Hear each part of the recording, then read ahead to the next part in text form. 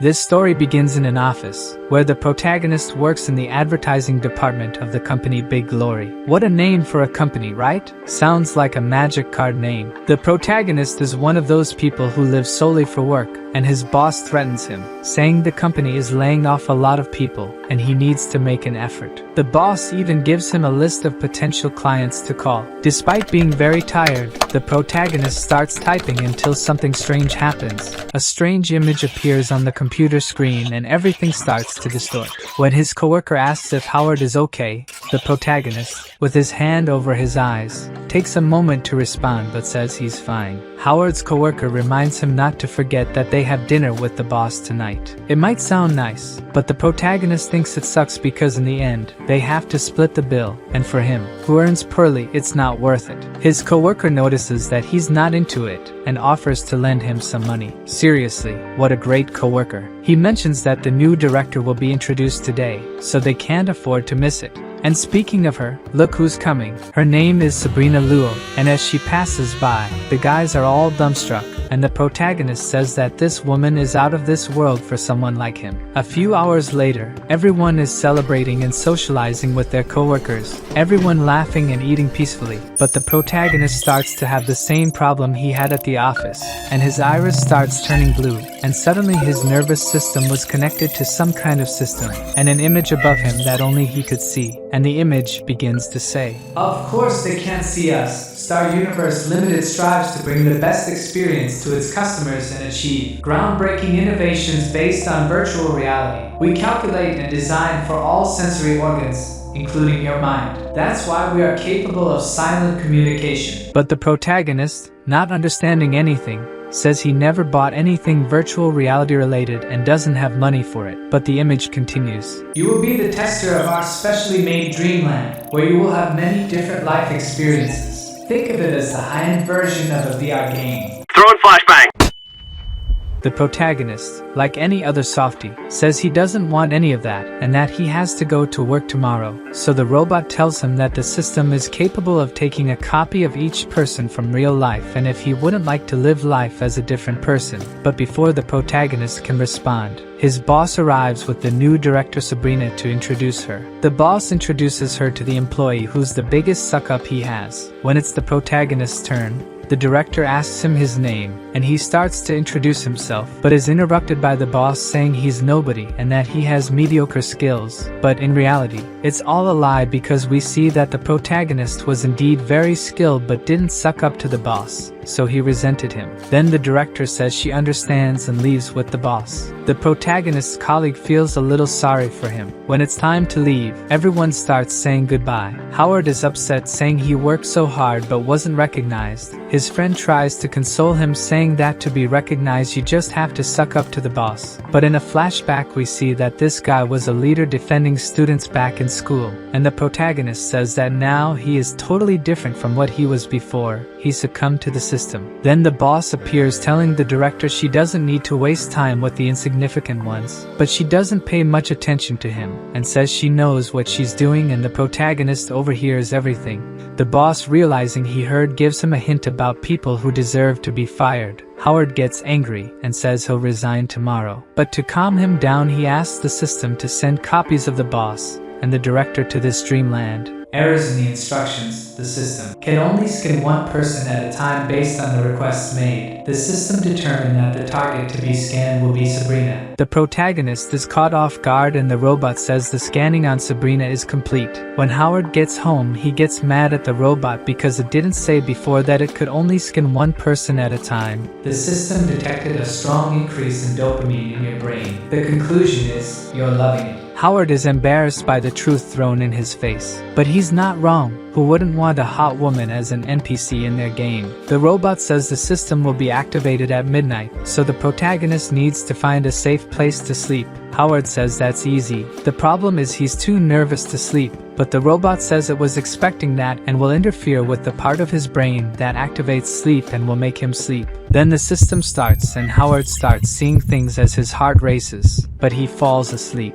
and in the blink of an eye, he wakes up on the ground, and right in front of him is a woman with cyberpunk-style leg bands. The woman introduces herself as AI-63, an artificial intelligence and administrator of the Dreamland system. Howard is somewhat confused, and the woman explains to him about a shop system and credits where he can buy things that might be useful in the future, such as a knife that costs 2 credits, a truck that costs 40 credits, a temperature-controlling jacket that costs 20 credits, a food package that costs 1 credit, or even an infinite energy battery costing 200 credits. The woman explains that as he completes challenges, he will earn points, and he asks if he has any NPCs he can use. She replies that with 10,000 points, she herself would be at the protagonist's service. She informs him that the Dreamland is about to begin, and if he has no other questions, to prepare as a portal to an apocalyptic world has opened in front of him, and he is sucked into the portal. But he wakes up in his bed, so he wonders if what happened was real or not. However, as he woke up at home, he believes it was just a delusion on his part, and goes to take a shower to go to work. But the bathroom has no power, so he changes and goes downstairs from his building. When he steps onto the sidewalk, the street is strange with debris and empty vehicles. He also doesn't see anyone nearby, but he starts to hear a noise that gets louder and louder until suddenly, an out-of-control plane appears and crashes right in front of him. The plane explodes, and the protagonist is thrown away but manages to survive by hiding behind a car. The mimic Dreamland Doomsday survival has started. What would you do to survive if all the people in the world suddenly vanished? The difficulty level is 0. You have 180 days to fight this battle. The protagonist doesn't stay in shock, saying, "What do you mean, 180 days?" But as Howard complains, the sound of liquid dripping sounds in his ear, and when he crouches down, he realizes it's gasoline leaking from the car. Another explosion throws him once again. A little while later, and the protagonist, feeling a bit calmer, comments that another plane crashed into a building after the incident we witnessed. And because all the people in the world disappeared, things like this can happen. He's making a list of supplements he considers essential to survive, and since he has 180 days, he'll take the opportunity to have fun, playing loud music on the street, dressing however he wants, and doing whatever he pleases. He also remembers that Sabrina was supposed to be in this world too, but he hasn't found her yet. The protagonist hears something and looks back to see, but it's just a dog passing by. However, the problem is what's coming behind the dog, none other than a tiger. It lunges at Howard, and to the surprise of both the protagonist and myself, it's friendly. It seems that now that there are no more humans, it escaped from the zoo and has always been raised among humans. So it leaves, and the protagonist is amazed at how detailed this game is. Howard starts having difficulty finding water, and without power, the food starts to spoil, and now there are worms everywhere. Without food, he won't last long. While he's carrying water in his car, he takes the opportunity to loot a restaurant and finds a generator along with a freezer with fresh meat. Now he can make that his shelter. During the day, he loots places, and at night, he plants seeds and fertilizes them with the rotten food. The guy is a genius, but after these 31 days, loneliness starts to mess with the protagonist's head. He starts seeing his friend inside the car with him, saying things. Anyone who watched I Am Legend will get the reference. The protagonist says the city has turned into a dump and there are flies everywhere, and at night, he feels worms crawling on his body. He's going really crazy. Suddenly, a light shines on his face, and he brakes abruptly, spinning on the road and hitting none other than Sabrina's car. She finally appears, and now Howard will have someone in place of his mannequin. Sabrina wakes up not knowing where she is, notices that someone has bandaged her, and she's wearing men's clothing. When she leaves the room, she notices the diesel generator and a fresh meal on the table. She finds Howard shaving. After all this time without seeing anyone, he must want to look presentable for her. Howard says he cooked for her and invites her to eat together. She reveals that they already knew each other and asks his name. He introduces himself as Howard Chin and thinks the game also managed to copy her memories. Sabrina is impressed with everything he has done, the electricity, the food. He just says he was lucky and asks how she spent this time. She says everyone had disappeared, and he is the first person she has met since then. Howard asks what her plan is from now on, and she says she still doesn't know what she's going to do. So he suggests that she move in with him. If she gets sick, she would have someone to take care of her, and they could live much better there. Without a better choice in this world, she accepts the offer. But right from the start, she makes it clear that he's not her type, and she wants to keep her distance. The protagonist is incredulous at what he just heard from her,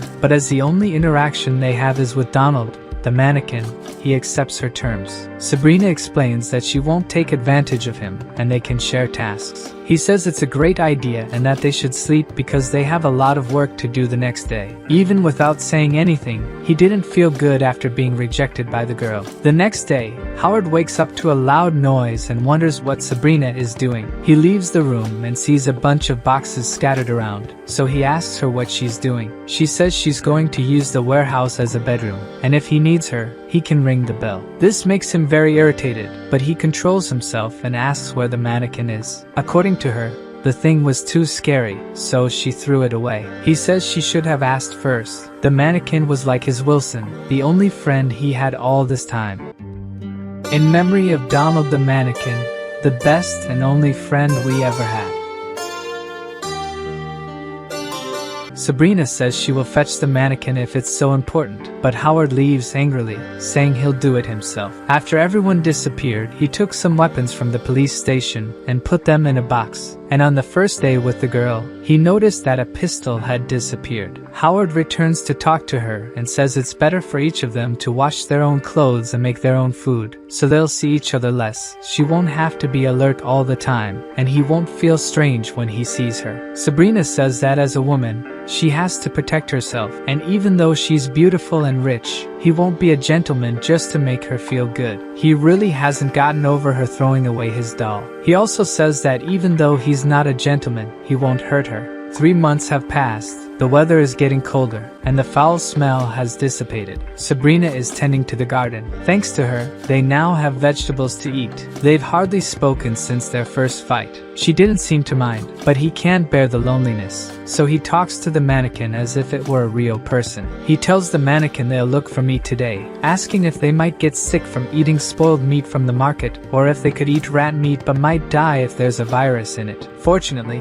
he decides to try his luck fishing. Before going, he visits his other friend at the zoo, who happens to be none other than the tiger, surviving by eating other zoo animals and what little the protagonist brings him. Suddenly, the tiger behaves strangely, running towards some deer nearby. Howard notices that the zoo deer have no antlers, so these must be wild ones invading the city. Heavy rain begins with thunder and strong winds. The protagonist realizes it's not just a storm but a typhoon approaching. He rushes to the car, asking the mannequin how a typhoon could have formed so quickly, then remembers he's in a game, and the typhoon must be part of some challenge within it. Howard also remembers that Sabrina is out biking in the mountains, and must be near the top by now. He drives back home hoping to find his only real company in this world, but only sees the pots she was caring for, all destroyed, the door wide open, and he starts calling for her. With no response, he heads towards the mountain. The typhoon worsens, and he finally finds her. The girl is leaning against a pole, and something happened. She has a serious injury on her leg.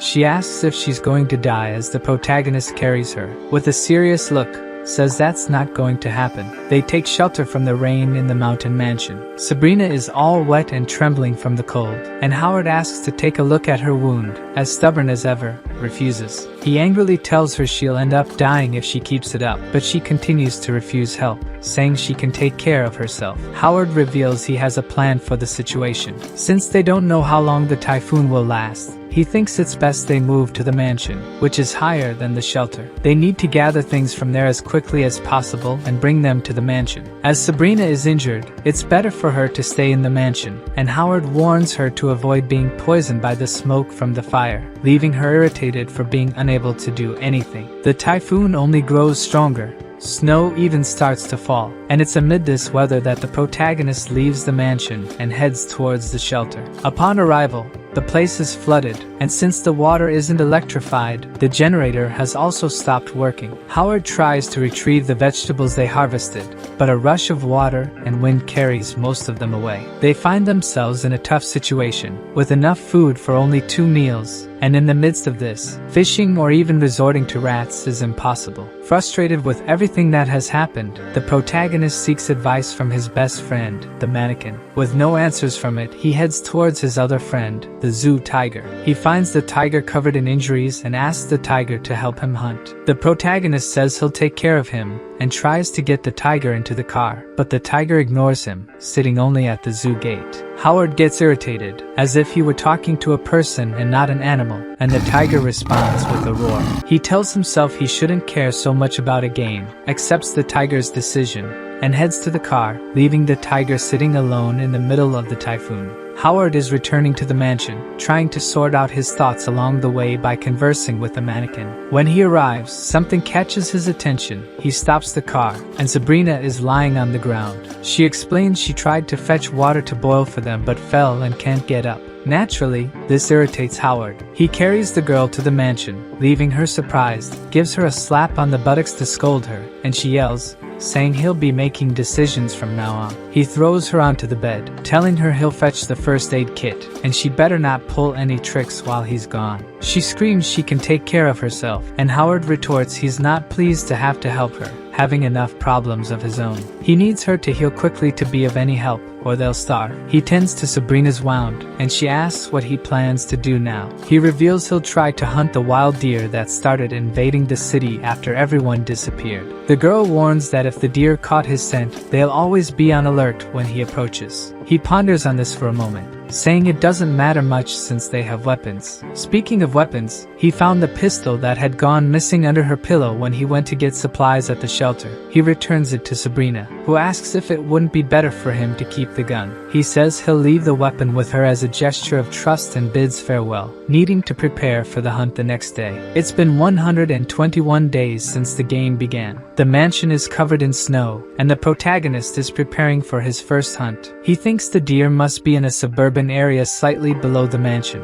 and now feels pressured by Sabrina's words. Having never killed even a chicken, the protagonist isn't confident he can kill a deer. As a precaution, he's also taking some fishing nets. Unbeknownst to him, he's being watched from afar by a pack of wild wolves. Howard arrives at the hunting spot, and the cold is bone-chilling. By the noise, the deer are nearby. He quickly turns, runs towards the sounds, and prepares to shoot, but once again the animals have fled. He's lost count of how many times this has happened. Every time, Howard hears the animals close by, rushes to them, and loses their tracks. He recalls Sabrina's words. It's as if they know all his moves, and he's just wasting time. Tired of the hunt, he heads to a river to try fishing. The current is strong due to the storm, but he's desperate for food and casts the net. The current starts pulling the net, and he tries to hold on tight because it's his only net, and he can't afford to lose it. Suddenly, the net is pulled with great force, and he can hold on. Howard is dragged into the middle of the river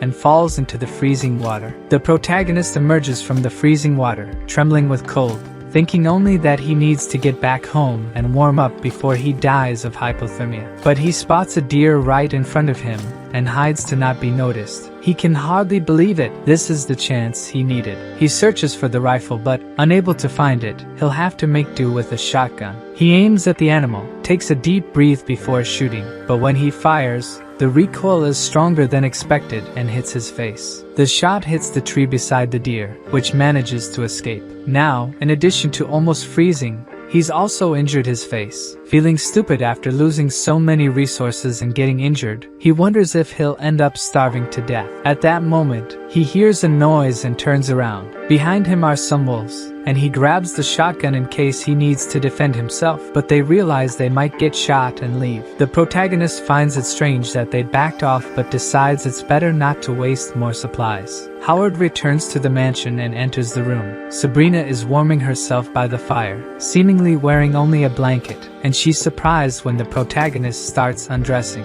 After all he's been through, he just wants to warm up a bit, and she says, embarrassed that he didn't need to take everything off. Amid his clothes, she sees a photo of the protagonist with a girl in his wallet. Sabrina asks if the girl in the photo is his girlfriend, but the protagonist says she's his ex-girlfriend. She continues to be curious and asks why they broke up. He explains that he wanted a family, but the girl wasn't ready for that, then asks if she had someone before everyone disappeared. Sabrina says yes. Her boyfriend was a doctor from MIT and the head of a big company. Howard finds it surprising that such a talented guy had such bad taste in women. This time, she turns irritated. How could he say that about her? He's left speechless, and she realizes she was rude and apologizes. Unaware, the blanket falls, and her breasts are exposed. She yells for the protagonist to leave the room, and he leaves, thinking about the wonderful sight he just had. The next day, the protagonist goes after the deer again, but all he manages to do is see them from afar. Whenever he tries to get closer, they disappear. It's understandable his difficulty. Besides having a short-range weapon, he had never held a real gun in his life. He keeps trying, without success. Days go by and at least Sabrina is talking more with him. She also doesn't complain about him coming back empty-handed from the hunts. The girl is getting weaker every day, and her wound also shows no signs of improvement. Howard tells her that he set up a trap, using stakes and some leaves to lure hungry animals. Sabrina says it was risky because he is already very weak after all this time without eating, and, indeed, according to him, this trap will decide whether they survive or not. The next morning, the protagonist goes to check on the trap. Unfortunately, it's empty, but right in the corner, he sees some drops of blood on the stakes and rushes to follow their trail. Running, he begs for the deer to be dead. He desperately needs something to eat. Howard follows the tracks to a clearing and realizes he's too late. The wolves are eating the flesh of the animal that had been caught in the trap. Desperate, he grabs the shotgun and starts firing towards the wolves. Without hitting any, they flee carrying the meat. The protagonist falls to his knees in the snow. Even knowing he's in a game, he can't hold back the frustration of having failed and starts screaming in despair. The game is on day 126, and all that's left for the couple to eat is a tomato and a cabbage leaf. Sabrina says it didn't help at all, so he better eat what's left, and he asks her to stop being so proud because they're both going to end up dying anyway. Sabrina looks at him thoughtfully and begins to recount how she lived being controlled before the age of 18. Her father would lock her in the room and dictate everything she had to do. Unlike her siblings, she couldn't go out or have dreams. Because she was a woman, her father said she would one day leave the family just like her mother did, and the only way to bring honor was by obeying him. Without the family's power, she was nothing. Now the protagonist understands a bit why she's so proud. Howard says they've all been through tough times, and even though they always try their best, they're never rewarded. Maybe it didn't even make sense for him to try so hard. So Sabrina wants to know if he has any skill that makes him stand out. According to him, his skill is never giving up once he's decided to do something. For her, there are many people who work hard, but unless they have something that outshines everyone else, it won't matter. Her strength lies in being independent, and the protagonist will only know his after making an effort to do something. He asks if he'll be recognized by her if he helps her survive. It seems all he wants is to be recognized for doing something. Sabrina says she'll lose her independence if she keeps receiving his help, but since they're going to die anyway, she could be kind to him at least once. She ends up relenting, and he takes the remaining cabbage to eat and staggers out. Before going, he says if he doesn't return in 3 days, she'll find his body near a stream, and in that case, she'll know what to do. The girl is left alone in the room, trembling after hearing this. The next day, Howard tells the mannequin about the conversation he had with Sabrina. Now he is willing to do things differently, no longer going to just whine and blame others for his weakness. If he had made this decision earlier, he could have changed things both in real life and in the game. Howard looks at his mannequin friend and pushes his companion off the balcony, symbolizing a new beginning from now on. We see a feminine hand holding a cleaver. The hand belongs to Sabrina, who is standing in front of a body on the ground. It's Howard lying there, and Sabrina is about to slice her companion. She strikes, and suddenly wakes up startled. It was just a dream. This is the first time she's dreamt in 3 months, meaning, since the beginning of the game. Howard's words have truly weighed on the girl, who is afraid she may have to take drastic measures if she loses her companion. The game is on day 127. Howard throws a shovel into the snow. He's tired and almost out of breath. The protagonist is at the lake where he fell before. He remembers that was the only time he managed to approach a deer without being noticed. Probably the water masked his scent, and this time he seems to have a plan to get close to those animals. After that dream, Sabrina is afraid to go back to sleep. Without eating or sleeping, she begins to hallucinate her father. He says she wouldn't go through this if she had followed the path he chose for her. The girl screams at the illusion, and it disappears, at least this time. Sabrina holds a tomato, the only thing she has to eat, and remembers Howard, asking her to acknowledge his hard work at least once. She promised she would wait for him for 3 days, and there's only 1 day left for him to return. Even if he doesn't come back, she is determined to survive. Sometime later, she wakes up again. Now there's a damn rat eating her tomato. She's too weak to get up, and the illusion of her father returns laughing. And her father keeps asking what she will choose. We find out that the boyfriend she claimed to have is, in fact, an old man near death that her father arranged for her to inherit his fortune. Her father says it's shameful she can't endure a little pain. She's just a woman pretending to be strong when she's actually pathetic. In the end, she'll be eaten by rats without being able to do anything. If the illusion is like this, imagine the guy in real life. Back to Howard's plan, a deer appeared and is calmly eating the leaf the protagonist had picked up. In the room, Sabrina aims at her father. She says she doesn't need his help, or anyone's. Her gun is reflected in the rat's eye, and the shotgun in the deer's eyes. After burying himself in the snow to conceal his scent, Howard is very close to shooting the deer. He hits the shot. At the same time, Sabrina also hits the rat squarely. The downed deer lies in the snow, and the protagonist begins to emerge from his hiding spot. With a penetrating gaze, he touches the deer and starts laughing, shouting excitedly for having successfully bagged his prey after so much sacrifice. Meanwhile, Sabrina is eating the tomato and roasting the rat she caught, victorious. Howard opens the door, bloodied, carrying the deer, and notices his companion eating. She seems surprised, and the protagonist is exhausted, losing his strength and collapsing. Sabrina gets up to help, and as she tries to lift him, she notices eyes clinging to his clothes. The girl slices the deer and prepares a warm bath for Howard, who remains unconscious. She is worried about his condition when suddenly he grabs her hand and begins whispering her name. Unable to understand, she leans closer and hears him ask if he has earned her recognition. She was about to complain, but she stops and says that he's amazing and that they wouldn't survive without him. The protagonist laughs, finally hearing some kind words from her. He remembers how his ex-girlfriend once told him before they broke up that he was worthless and his hard work was pointless. Poor guy just wanted to be recognized by someone. Sabrina prepares a soup with the deer meat and calls Howard to eat, but he is still very weak, trembling with cold. Feeling obligated to feed him, Sabrina opens his mouth and starts feeding him mouth to mouth, which is quite bizarre. Even with several blankets, Howard continues to shiver with cold, and Sabrina finds herself without alternatives. She resorts to her last resort. The girl begins to undress, stripping completely, then lies down next to the protagonist, embracing him from behind, saying that everything will be okay. Howard wakes up and realizes he's not alone in bed. He turns and sees Sabrina lying next to him. Sabrina asks if he's awake, and he holds her hand, wanting to cherish the moment a little longer, and says he's still not feeling well. She begins to talk about his ex-girlfriend and asks again why they broke up. Howard says she thought they were too young for anything serious, and the girl wants to know about the other reason. Howard thinks for a moment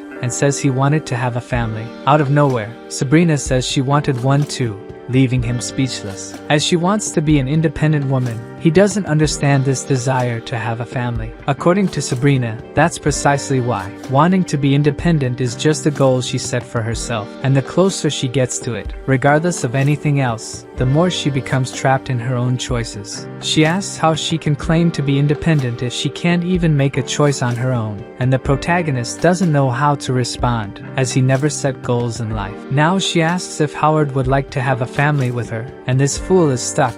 unable to respond properly. This leaves her embarrassed, saying she should have thought better before saying something like that. He holds her hand trying to fix the situation, and says he also wants to have a family with her. He just couldn't believe that despite his failures, never being recognized, someone would want to have a family with him. Now they have a reason to survive, and finally, after 130 days, they kiss. The protagonist also manages to do a few things for the first time. Right in the middle, Sabrina remembers being gagged by her father, and him saying it's time for her to enter the adult world. Her father says this is her final lesson, and a couple enters the room. He instructs them to do it on the couch, and they start undressing. Sabrina is forced to watch as they do what you're thinking. The sicko of her father wants her to watch to learn and do it with the fiancé he arranged for her. The guy reveals he's not even her father, and from now on, he will change her name to Sabrina Luo just to make them appear as father and daughter. Coming out of the memories,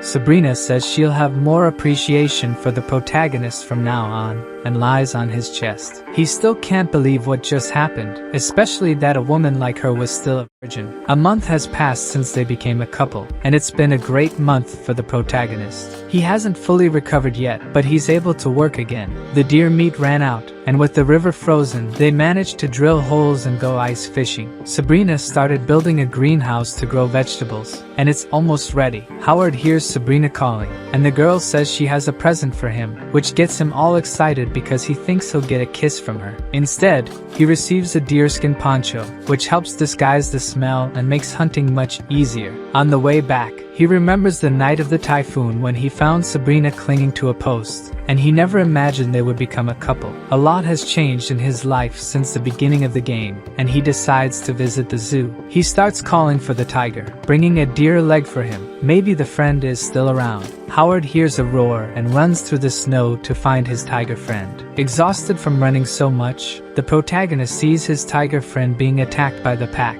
He shouts at the wolves, who look at him, and he shoots, trying to drive them away from the tiger. The wolves flee, and the protagonist says it will be okay. Then he realizes the state the tiger is in. It's too late. He's badly injured and won't last long. Howard caresses his head, remembering the happy moments he had with the tiger, and apologizes for being late. If he had arrived a little earlier, he could have saved his friend. The tiger looks at the protagonist, who is about to end the tiger's suffering. He says he'll miss his friend, and swearing revenge, he shoots. The protagonist seems disheartened, even while in the bathtub with Sabrina, and she notices. She asks if something happened, but he doesn't mention the tiger or the wolves, only stating that it's getting colder and more dangerous, and he asks her not to leave the mansion in the coming days. She agrees, mentioning the remaining work to be done in the greenhouse, and asks him to be careful outside. Who once pitted himself for lacking love, now that he has achieved what he wanted, refuses to let those wolves take away his happiness. He will do whatever it takes to keep them away from their home. The wolves run through the snow,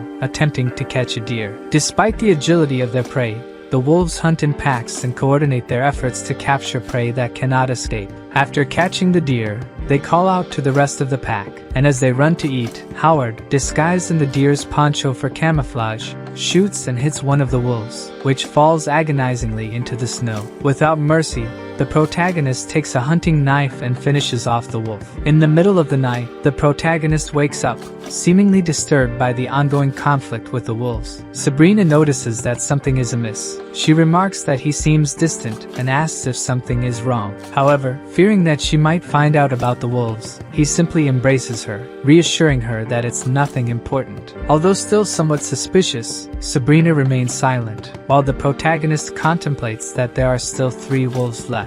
The next day, the wolves sense a threat and run to hide, and the protagonist is after them again. One of the wolves runs toward a bush and, as it approaches, sees another hidden wolf there. It runs toward the other wolf, and a shotgun barrel enters its mouth and fires. The others become alert after hearing the shot. Emerging from the bushes is Howard, wearing the deer's poncho and the skin of the wolf he had killed the previous day. The protagonist seems determined to annihilate all the wolves mercilessly. The 2 remaining wolves look at him from afar, surely also seeking revenge for their lost companions. The game reaches day 170, and it has been 10 days since the protagonist began hunting the remaining wolves. He is practicing his aim while thinking that he hasn't found any traces of the remaining wolves. He knows he can't be reckless, or he'll lose to the wolves, but only after eliminating all of them will he be able to have peace again. Howard hears Sabrina calling for him. She says they are going to have fish and roasted meat. Now she seems like a happy housewife with her culinary skills. The protagonist tells her that he will be traveling for a few days and won't be eating with her tonight. This guy doesn't know how to appreciate what he has. Sabrina looks at him with pity and says that he's hardly ever home. She asks if Howard is so busy that he can't even have dinner with her. Howard apologizes but says he has to finish some things to be at ease and walks past her. Sabrina, holding back tears, wants to know what could be so important. Since Howard is sure she wouldn't let it go if she knew about the wolves, he insists that it's nothing and leaves Sabrina behind, crying. 3 days later, she wakes up to a noise. There are boards outside the window. The noise she heard was Howard nailing them up. She goes outside and asks what he's doing. He says the cold is getting worse, so he's reinforcing. Sabrina says she never asked him for protection. Howard thinks she's joking and asks if there's food ready. She starts speaking seriously, saying he's treating her like anybody else instead of his partner. But he's stubborn and says she's wrong, adding that everything he does is to protect the house. Sabrina gets very angry and asks what's really going on, why he doesn't tell her anything. He falls silent and then says she can't help with what he's doing and to stay home. She becomes sad and just leaves quietly, while he plans to go to the hardware store to get nails. He puts on his camouflage clothes, saying the temperature keeps dropping, then drives his car to the store, lamenting fighting with Sabrina. In the store, the protagonist is looking for the tools he needs and happens to find,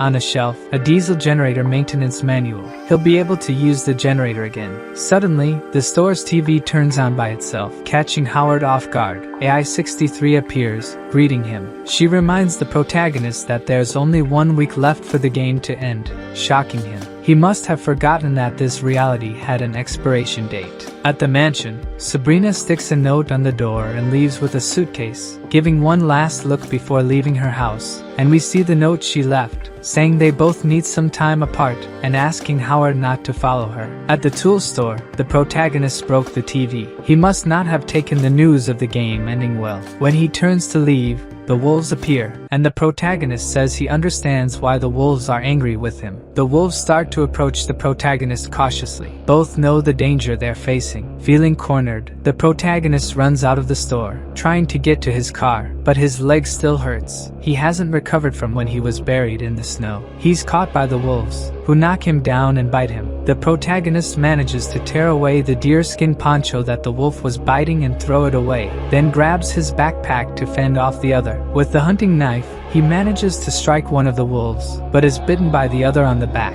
He turns to defend himself and hits the wolf's head, but his knife breaks. The wolf seizes the opportunity to bite the protagonist, but receives a kick to the chest. Even with the broken knife, Howard attacks the wolf, which can't get up. With the knife handle, he starts beating the wolf until it stops moving. The protagonist grabs the bag and staggers away while we can see that even though very injured, the wolf is still alive. He remembers desperately asking if that world would continue to exist after the game ended. He wanted to know what would happen to Sabrina, wanted to stay there with her. He completely lost sight of the fact that all of that was just a game. The wolf struggles to stand up and bites Howard's hand. The protagonist says the animal really wants revenge, but that won't happen because he needs to protect Sabrina even if he doesn't end up with her. Meanwhile, Sabrina is driving somewhere. The protagonist tries to get into the car, but he's being attacked by the two wolves. He keeps trying to get in, and Sabrina's gun falls out of the glove compartment. He doesn't know how the gun got there, but at least now he has a chance to defend himself. He shoots and manages to scare off the wolves.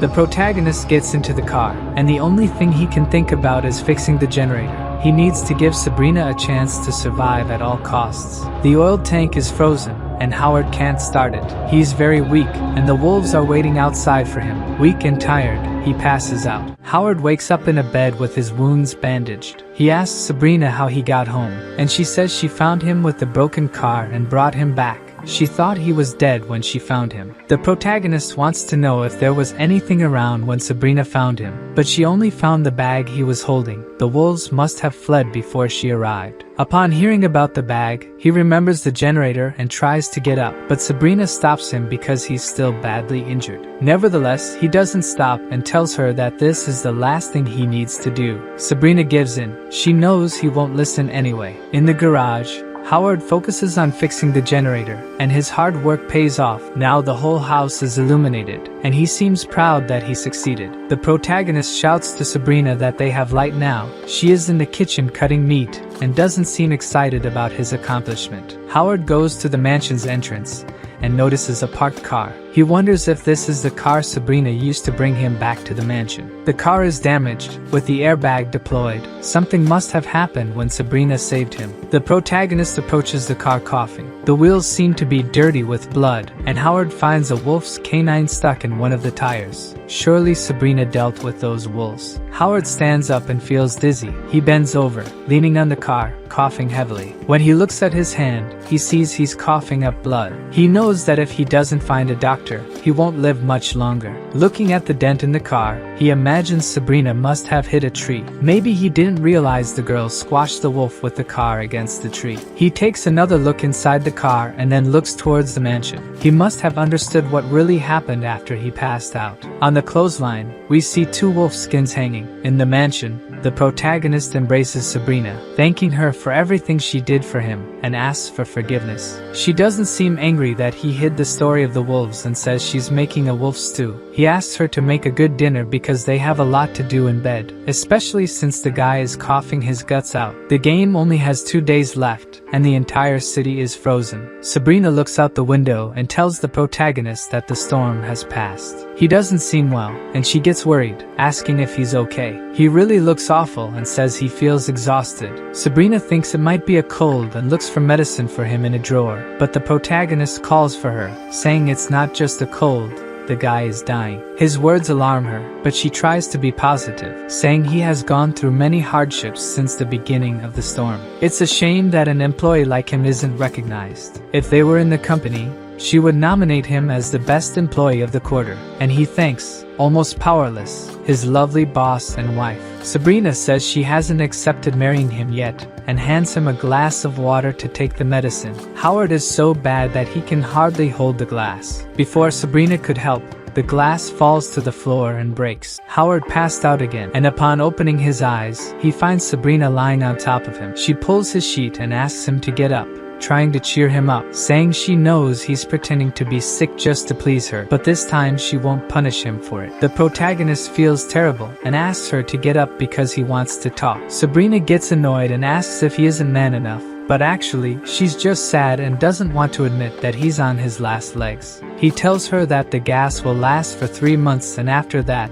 she should head north. He also mentions there are seeds in the warehouse, and for her to learn how to operate the generator with the manual will be easy. He advises her to practice target shooting and to get a cold-proof house. Day 180 arrives, and Howard is still alive. He's looking at the city with Sabrina. Sabrina mentions that it has stopped snowing and the temperature is rising. Once the snow melts, she'll head north to try to find more survivors. Howard asks her if she really loved him. She looks at him deeply and says no. The protagonist thinks, thankfully, he has no worries then. Sabrina continues, saying he's conceited. Why would she love him? She says he has no qualities, never says anything to cheer her up, always does everything on his own, and never asks for her help. She concludes by calling him an idiot, but from the images, we know she really loved him. Now we see the protagonist lying on the ground with AI-63 near him. She congratulates him for completing the survival challenge, but he looks dazed and says he doesn't remember much. The woman explains that it's normal. The system makes you not remember anything precisely to avoid confusing what's real and what's a dream, and gradually, in a month, he'll remember everything. But he remembers leaving Sabrina in that world and asks what will happen to her there if the dream world will continue to exist. The woman says it was just a game and it's over now, and he shouldn't dwell on it because it was just a dream and he has a real life to live. He becomes pensive, and since he doesn't remember much, he doesn't have much to say. AI-63 then says it's time to calculate the scores, and a screen with information appears. He got a B and earned 50 credits, which she finds reasonable considering the amount of foolishness he displayed. She explains that if he had let the person in the game with him die, he would have gotten a D, and if he had managed to get abundant food, shelter, built a transmission network to find other survivors, and even tamed animals, he could have gotten an S. He tells her he's just a normal human, but for her, it doesn't matter because this was a level 0 challenge for new players and the final version arrives in a month. She shows him the next challenge called Frankenstein's Invasion and says these games are to enhance human life. He's not sure if he'll play again because from what he remembers, it was terrible and exhausting. But AI-63 says it also had its joys and shows him images of him sleeping with Sabrina. He's shocked seeing the images and says she shouldn't have seen that, but she's a robot so she has no emotions. He asks if Sabrina has these memories, but the robot says it's impossible. He asks how to leave this place, and she explains he just needs to rub his left eye to activate the menu. Before leaving, she says he has a reward, and he asks to deliver it to his workplace, but a dark mist envelopes him, and the robot tells him not to panic because the system is deciding the right reward for him, but he is panicking and afraid when two eyes appear behind him, and it's actually a giant wolf, and he remembers fighting wolves. When the wolf prepares to attack him, a giant appears and comes running, throwing a spear from a great distance and hitting the wolf, which falls dead in front of the protagonist, and it seems all this was to illustrate the skill that the protagonist gained, precise throwing. While Howard was still processing everything that happened, suddenly he wakes up to the sound of his alarm clock ringing. He gets up and wonders why he was thrown out of the game since he didn't press the exit button. He touches his eye and nothing happens. The system doesn't respond anymore, and Howard can't tell if he's in a game or in real life. Inside the game,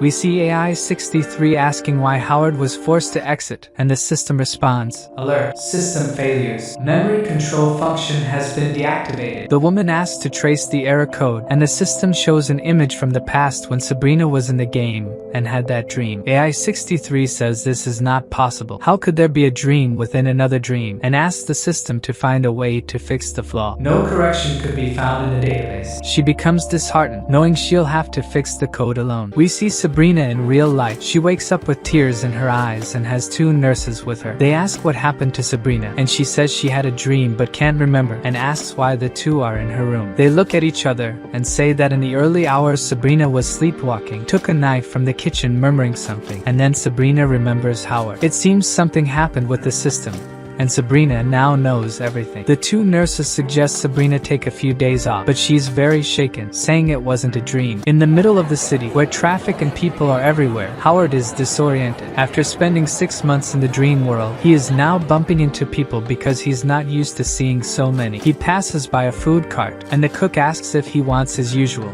also mentioning a lovely girl and if he wants to be introduced, but he is startled when he sees Howard with his hand in the fire, thinking the dream was so real that even now he still feels the cold. The cook insists on talking about the girl, but Howard says he has a girlfriend now. He arrives at the building where he works and checks his phone to see the time, but fortunately he's not late. A hand touches his shoulder, and when he turns, he sees his friend Donald and excitedly says how long it's been since they've seen each other. But Donald, the mannequin, Donald, his friend, says they had dinner together last night. The protagonist apologizes, thinking it's been 6 months for him. Donald tells him to keep an eye out because they're trying to create a marketing department, and that will make them useless in the company. But the protagonist says he doesn't care. He's going to quit himself because the world is wonderful and he has many choices. His friend is amazed at how he changed from one day to the next. At his desk, Howard doesn't know what to do, so he picks up a contact book to start doing something useful. He tears a piece of the paper he was writing on and throws it into the trash. But something strange catches his attention,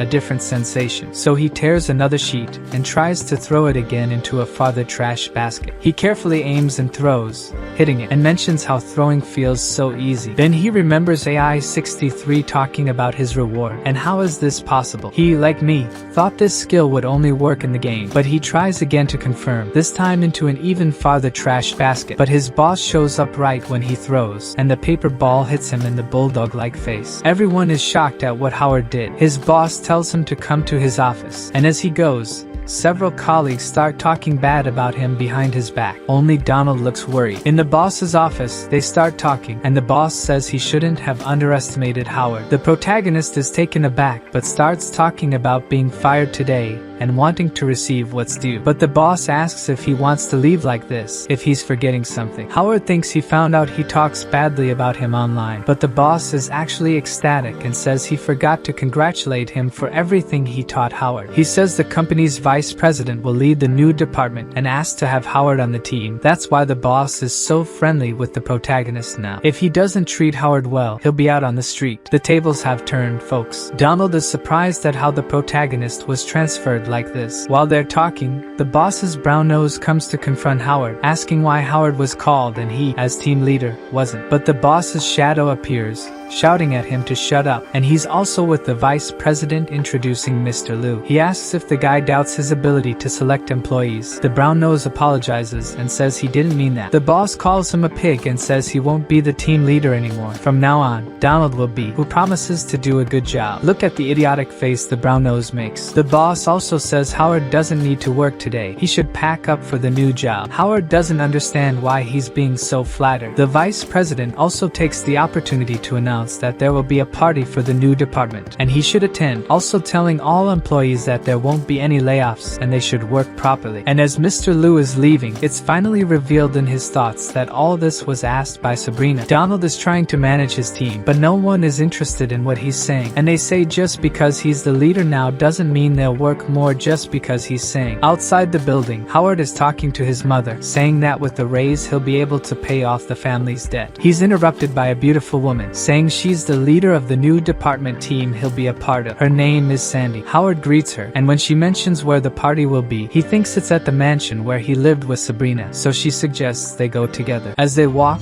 they hear someone screaming. It's people chasing a thief. Howard takes Sandy's bag and prepares to throw it, even though it's very far away. He hits the thief right in the leg as he jumps, causing him to fall face first onto the ground. While the victims hold the thief down, Howard picks up the papers that fell from the bag. He's worried that Sandy might not have liked him touching her bag, but she's all excited, saying he's amazing that he hit the thief from afar, and if he can teach her to do that. As Howard gathers her things, he finds a card labeled Lawrence Enterprises, and Sandy explains that they're a business partner of their company, and that this Lawrence owns a company that's in the top 100 largest companies in the world. Howard says that name sounds familiar, and Sandy jokes about Sabrina dating the old man. Then he asks Sandy to hurry up, or they'll be late for the party, and says there's no point in him thinking about Sabrina because what happened in the game doesn't apply to real life. They arrive at the mansion, and Sandy starts asking a friend for directions to the party, but Howard just goes in because he knows the mansion like no one else. They arrive at the party, and Sandy's friends ask why she took so long, but she's impressed with Howard. In the middle of the party, Sabrina is with Mr. Liu. He says now that everyone's here, the party will begin. Sandy immediately hugs the protagonist, saying they'll sit together at a table, and Sabrina clearly looks uncomfortable. Mr. Liu begins a speech about how the company will conduct itself from now on, and Sandy explains that Sabrina is more powerful than Mr. Liu because she's the owner's daughter. Howard questions how Mr. Liu is the vice president being so young, and Sandy explains that he's been close to Sabrina since they were kids, and he was a prodigy at a prestigious university. Mr. Liu says the boring part is over, and now it's time for music and dinner. He invites Sabrina to dance, and she accepts, saying the last time they danced was in high school. Now it's Howard who feels uncomfortable. What a situation, guys. It must be tough for both of them. Dinner arrives, and Sandy says this steak must be worth their salary. They toast while he watches Sabrina dance, and Sabrina also sneaks a glance at him while dancing. Howard overhears some guests commenting that Sabrina and Mr. Liu would make a beautiful couple, besides being childhood friends, and the protagonist thinks that Sabrina could be happy with this guy. While pondering this, Howard gets distracted and burns his hand on the hot steak.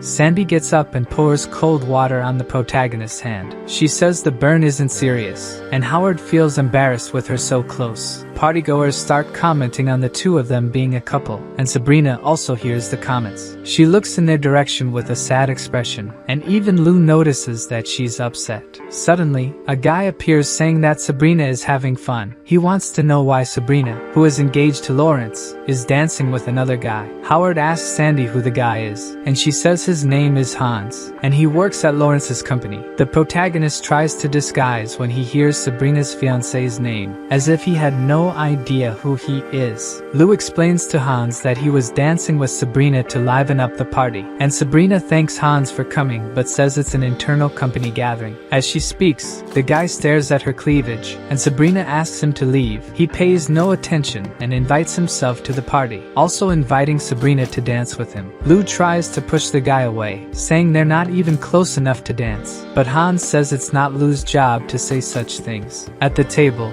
Sandy notices that the atmosphere isn't good, and they might end up arguing if it continues. To avoid further discussions, Sabrina agrees to dance with Hans. In the middle of the dance, he says he'll be responsible for taking the girl to her fiancé since it's a long-distance relationship. She thanks him, and Hans shamelessly starts getting closer to her body. Sabrina stops dancing and tells Hans not to touch her like that. He agrees, but internally thinks of her as just another girl. Sandy comments that Mr. Lou must be hating to see Sabrina going through this but can't do anything because he has much less power than Lawrence. The protagonist watches as Hans begins to grope Sabrina, until she holds his hand and says they'd better stop dancing. Even Sandy, who is just watching, feels embarrassed by Hans's behavior. But he doesn't stop. He purposely steps on Sabrina's dress, causing her to lose her balance, and the strap of her dress tears. Mr. Lou gets angry but does nothing out of fear of Lawrence, and it seems like Howard is going to take action. The sun is setting, and out of nowhere, a steak comes flying. The piece of meat hits Hans right in the eyes, and he starts screaming that his eyes are burning, while Sabrina holds her dress to avoid exposing her breasts. The party guests notice what happened to Sabrina but don't pay attention to Hans, who becomes even more irritated. The guy orders his assistants to find out who threw the steak at him. One of them goes to Howard's table, takes a look at the dishes on the table but finds nothing suspicious, as he sees 2 steaks there. The protagonist becomes apprehensive with the guy so close to him and thanks Sandy right after throwing it. He was lucky that Sandy put half of her steak on his plate. She says you're welcome and thinks the protagonist was very bold to do that. Hans's assistants return saying they didn't find who threw the steak. The guy doesn't accept the explanation, shouting that nobody will leave until he finds out who did it, until he gets slapped in the face.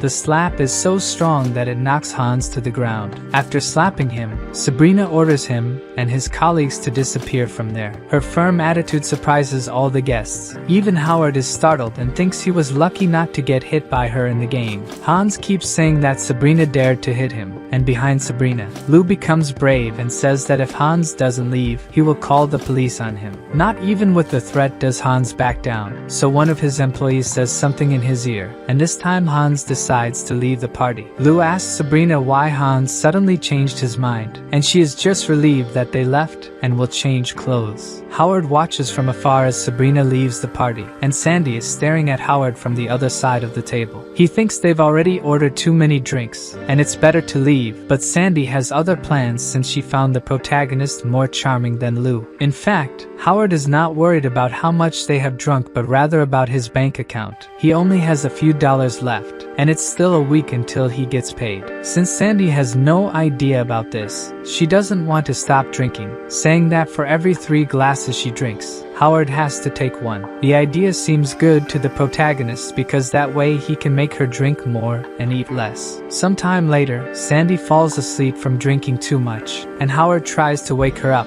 asking her where she lives. She wakes up and starts saying some nonsensical things, dancing, but she's still very drunk and falls on top of Howard. The protagonist asks her to get off him because there are people watching, but the girl starts hitting on him. Before she could go any further, the waiter brings the bill. When the protagonist looks at the amount, he realizes he will be penniless until payday. He could have thought about splitting this bill. Now, the two are climbing the stairs of a building. Howard is taking Sandy to his apartment, and the girl says he's a jerk for doing this on their first date. But since she doesn't say where she lives and Howard doesn't have money to pay for a hotel, this is the only solution. A guy passes behind them and looks at them, very suspicious. The protagonist puts Sandy to bed, and she asks to be hugged, but Howard backs away, telling her to sleep. He doesn't want to be the subject of office gossip. Sandy knows she hasn't recovered yet, but she hasn't given up on the protagonist yet. She manages to get up a bit, and Howard asks her what she wants, and Sandy throws herself at him. She wants to conquer the protagonist before she falls asleep. Even though he likes what he sees, he holds Sandy's hand and says it will be a disaster if they go all the way. The girl doesn't listen and continues to approach. If it continues like this, Howard won't be able to control himself, but she stops. And when he looks at her, the protagonist sees that Sandy has fallen asleep. She belches in his face, and the smell is so strong that Howard sobers up. He puts Sandy back in bed once again and goes to sleep on the couch. Someone opens the apartment door, and Howard wakes up with light shining on his face. He gets up and sees that a guy has entered his apartment. The guy goes straight to the room where Sandy is sleeping and stares at her. Howard appears in the bedroom door, asking the guy what he's doing and how he got in there. The guy tells the protagonist to speak lower and says it's his turn to have fun with the girl. Howard is shocked by the response and grabs the guy, telling him to leave the apartment, but the guy retaliates and throws the protagonist to the ground. The guy focuses on Sandy again and says he owes the protagonist a favor. Since they're both men, he thinks the protagonist will understand him. There's something wrong with this guy. And of course, Howard doesn't understand the guy. He grabs a chair and uses it to attack the intruder, but the guy manages to break the chair with one punch, effortlessly.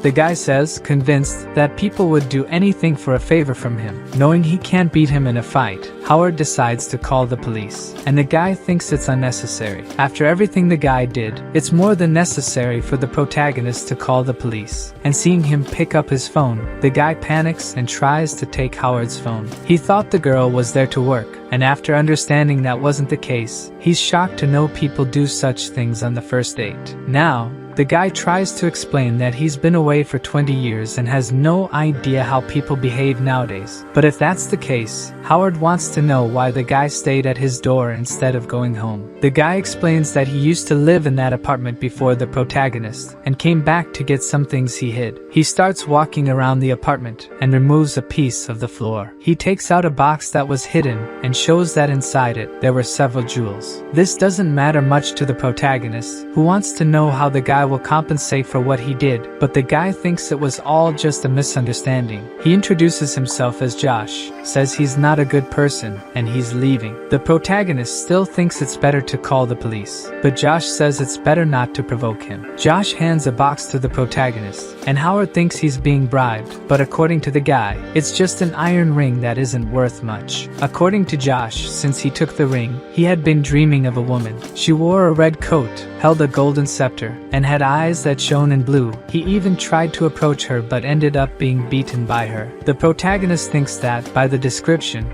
she looks a lot like AI-63. The guy leaves, and Howard stares at the box. Before Josh leaves, Howard asks if the guy really thinks that's a bribe, but he doesn't say anything and leaves. The protagonist wonders if that box could have any relation to the game, and when he opens it, he sees a ring with a red stone inside it. The stone seems to have made some connection with the system through Howard's eye, and a light emanates from the box. A hologram very similar to AI-63 appears and claims to be the developer of the dream system, bringing a warning message for whoever tests the system. The hologram states that the person has fallen into a trap, leaving Howard shocked upon hearing this. It continues, saying that the game can make the person confuse what is real and socially acceptable. Their mentality changes without them noticing, and when they return to reality, they cannot differentiate between what is real and the game, often committing obscure acts. Despite the developers' protests, the game's financiers like this. The hologram urges the person to be attentive to the changes and not to be swayed by impulses, mentioning that she left communication devices scattered throughout the game's challenges to help the user escape the system, and asks the protagonist to come to her. The message ends, and the protagonist thinks that the developer resembles AI-63, but he doesn't think he would do anything out of the ordinary. He wonders if Josh met AI-63 20 years ago, and he only learned about the game after moving into the apartment. Perhaps the ring has some connection to the system. The protagonist continues holding the box when his phone rings. He stayed up all night and now has to work again. Sandy also wakes up due to the noise, and by the way she's dressed, she definitely thinks something happened between her and the protagonist during the night. They both go to buy breakfast at the stall together. The owner is happy for Howard to have someone, and doesn't even charge for the purchase. Howard doesn't seem thrilled about the relationship, while Sandy clings to him. The protagonist wonders why this is happening to him. This guy doesn't know how to be happy. Arriving at the company, people look at the new couple and comment that the former group leader had his eye on Sandy, and it's strange that she ended up with Howard, who was a stranger. He overhears and isn't happy to hear this. The couple enters the elevator, and Sandy is planning what they will do after work, but the protagonist thinks he doesn't have money and will have to borrow from Donald. Sandy also suggests they stop at a pharmacy to buy some things, and just then, the elevator opens, and Howard freezes upon seeing who is entering. Sabrina appears at the elevator door and greets the two as she enters. Howard is embarrassed by the situation, and Sabrina remarks that the two have progressed quickly in their relationship. Sandy expresses regret that Sabrina overheard about them and says they are embarrassed, but Sabrina continues to express surprise at how fast Howard is moving, leaving him speechless. Sandy keeps talking, mentioning she made it easy for Howard, thinking he was a gentleman. Howard covers her mouth before she goes into details, but the gesture only makes Sabrina think the two are very close. Sabrina congratulates them before leaving the elevator, asking them to act professionally in the office. When Sabrina exits the elevator, she appears very sad. It must have been difficult for her to wish happiness to the couple. Inside the elevator,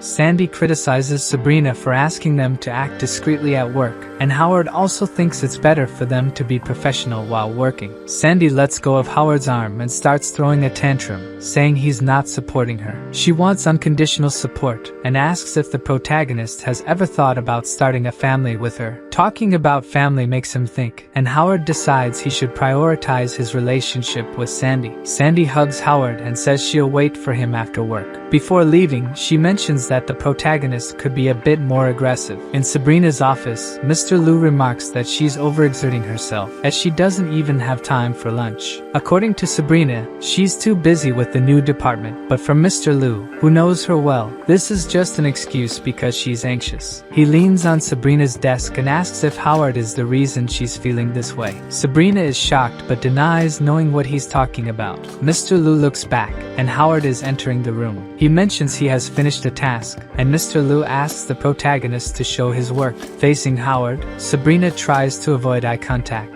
Mr. Liu evaluates Howard's work, and neither the protagonist nor Sabrina can look at each other. Sensing this, Mr. Liu asks what Howard is thinking about, and the protagonist explains that he was looking at a plant, examining the seedling on Sabrina's desk. His heart races as he asks if it's a tomato plant in the pot. Sabrina's hands tremble. She looks at Howard after hearing the question and says he seems to know about tomato plants. The protagonist claims he knows these plants well, while recalling Sabrina growing tomatoes in the game. She appears moved and asks if he has seen these plants somewhere before. He says he has, and his heart tightens as he remembers AI-63's warning that everything he experienced was a game, the developer's warnings, and his new girlfriend. He recalls Sabrina smiling at him in the game, but ultimately lies that he saw tomato plants in his hometown. Mr. Liu asks why Sabrina is growing tomatoes in the office, and Sabrina seems disappointed, but quickly changes her expression and says she must have planted the wrong seeds. In the bathroom, Howard washes his face, trying to stop thinking about Sabrina. He still can't separate Sabrina from her game counterpart in reality. In her office, Sabrina is relieved to have disguised that she remembers the protagonist. Still in the bathroom, Howard realizes he has already fallen into the game's trap and focuses on getting Sabrina out of his head. Holding the tomato plant, Sabrina also decides she needs to forget about what she experienced with Howard. From now on, they will live as if they don't know each other. Donald lends money to Howard, saying that now his friend's expenses have increased. At the end of the day, Sandy is waiting for Howard. He has decided to take his girlfriend out to dinner and make her happy, but when he steps out, he sees her talking to the former team leader. The guy claims to be concerned about her, and the protagonist joins the conversation, wanting to know what's going on. Howard asks if she's okay, and the other guy says that, unlike the protagonist, he's honest and leaves after saying what he wanted to her. The protagonist tells Sandy to ignore the guy, but she seems shaken by what he said. She lets go of Howard's hand and says she wants to break up with him. Sandy explains that they don't know each other well and asks about the value of his family's debt. The protagonist calmly says it's $200,000 and Sandy panics. The debt is much larger than she had imagined. She thinks it's best for them to go their separate ways. Sandy isn't from a wealthy family and assumes she realized the protagonist protagonist wasn't really interested in her. She only wanted to be with him because she hated how Sabrina always attracted guys. Sandy confesses that she doesn't deserve such a good guy and asks him to forget about the previous night. Howard thinks it's not the first time a girl has left him. His first love also left him for the same reason. On his way home, he's embarrassed by his debts and doesn't know how he's going to pay off everything he owes. When he opens the door to his apartment, the protagonist realizes something is wrong. There's a pot on the stove, and Josh is on his couch, all beaten up.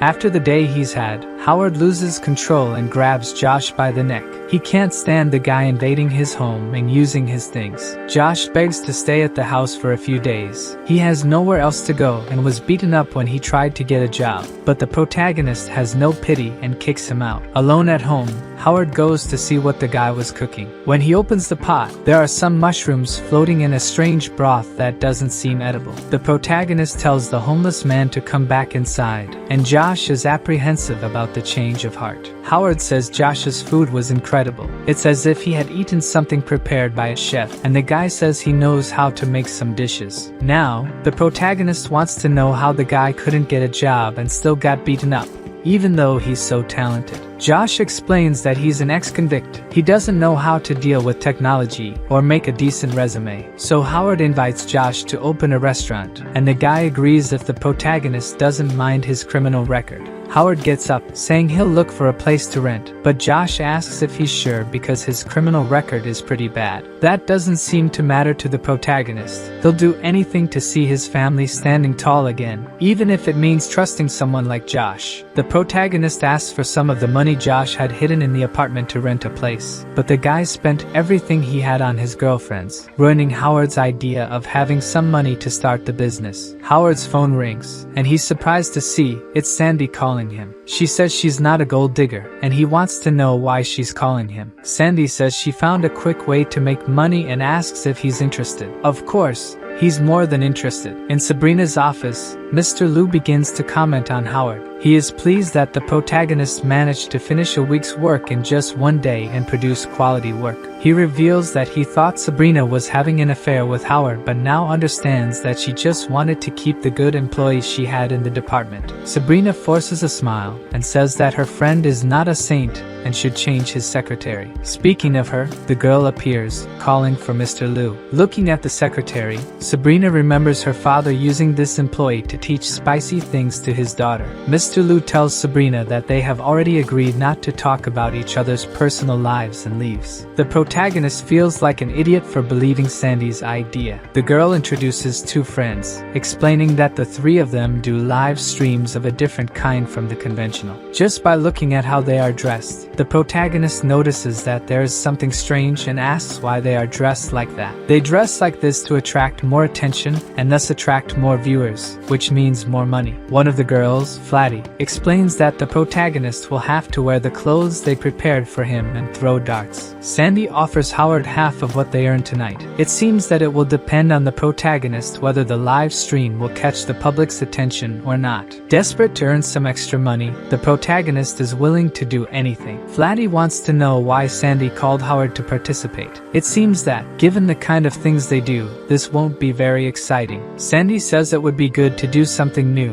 and the other girl begins to complain that Sandy is not the owner of the channel to decide things alone. She thinks it's better for them to do something more thrilling with Howard. The three look when the protagonist finishes dressing. He is wearing some very exotic clothes. It seems that the content they produce is indeed quite different. Flatty thinks the outfit looks perfect on the protagonist, just didn't like the mask much. Chubby believes Howard covered his face out of embarrassment for wearing such clothes. Clearly, he wouldn't want to be recognized dressed like that. Sandy explains to the protagonist that there's been a change of plans. They're going to add an electric mesh to the show. It seems Howard's reactions to the shocks will draw attention. Sandy tries to reassure the protagonist that it's safe, and Howard is determined to endure this embarrassment for money. The girls start the live stream, introducing a new challenge, shooting darts at an electrified coating. If the protagonist misses the target, he'll get a shock, and to demonstrate the intensity, Chubby throws a piece of meat on the floor, which gets toasted when it hits the net. Definitely not safe. Finally, she introduces who will take on the challenge. The protagonist, looking very unhappy in his leather outfit. Chubby says the protagonist will throw 10 darts and asks the audience to send virtual gifts to support him. As the girls watch the viewer count rise, Sandy tries to lower the voltage of the net, worried about the protagonist. But Chubby holds Sandy's hand, making her angry because she doesn't want to lie to the audience. This girl doesn't care at all about Howard's safety. Sandy says Howard could get hurt, but Chubby starts yelling on the live stream that people risk their lives every day,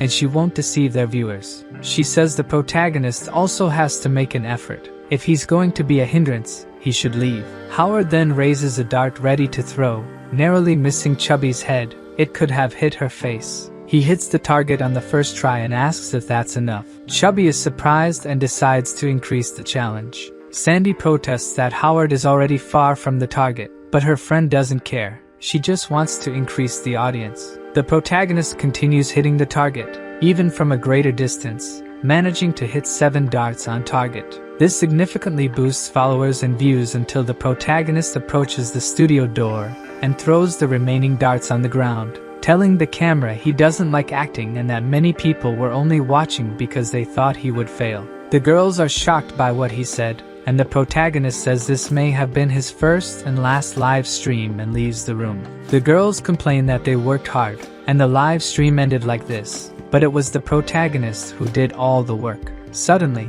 something shocking happens on their channel. The next day, they call Howard and tell him he's gone viral. Howard thinks it's all nonsense. He doesn't want to be popular with people seeing funny pictures of him. The protagonist is surprised when he leaves his room. Josh has prepared a full breakfast for him, already planning the restaurant's menu. The protagonist says he doesn't like the look of those dishes much. Also, there's no rush because it will take some time to open the restaurant. Howard just needs to raise the necessary money, and in the meantime, Josh can stay at his house. Howard arrives at the company, and Sandy and the girls are waiting for him at the door. They try to talk to the protagonist, but he says he has to work and avoids them. He's decided not to meet with them anymore. In the office, a colleague says Mr. Liu wants to talk to Howard, and the protagonist realizes his colleagues are watching videos. The guy says he's watching Brother 7, who is so popular that even Mr. Liu liked him. Brother 7 is none other than the protagonist in costume, and Howard asks if the character wasn't called Slanty. It seems that since he hit 7 darts, he's been called Brother 7. Howard goes to Mr. Liu's office and is pressured by the boss.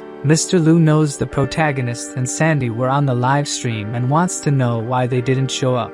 It seems Mr. Liu found Brother 7 very charming. Mr. Liu wants Brother 7's contact and says the character dresses well and is admired by people. Mr. Liu wants Howard to get Brother 7's contact at all costs. He has plans to make money with the character, and also offers Howard a new position with a much better salary. Since he still needs money, the protagonist agrees to Mr. Liu's request. The girls are waiting to meet with the protagonist, who is late, until Sandy says he's arrived, and Chubby runs toward Howard, telling him that she used to make fitness videos, but no one paid attention until she made herself look ugly and did silly things. She begs not to be humiliated making videos anymore, just to earn a decent living, and the protagonist holds her hand, willing to continue making videos with them. After a month, the system notifies that the next dream will begin in a day, but he's no longer eager for the dream world.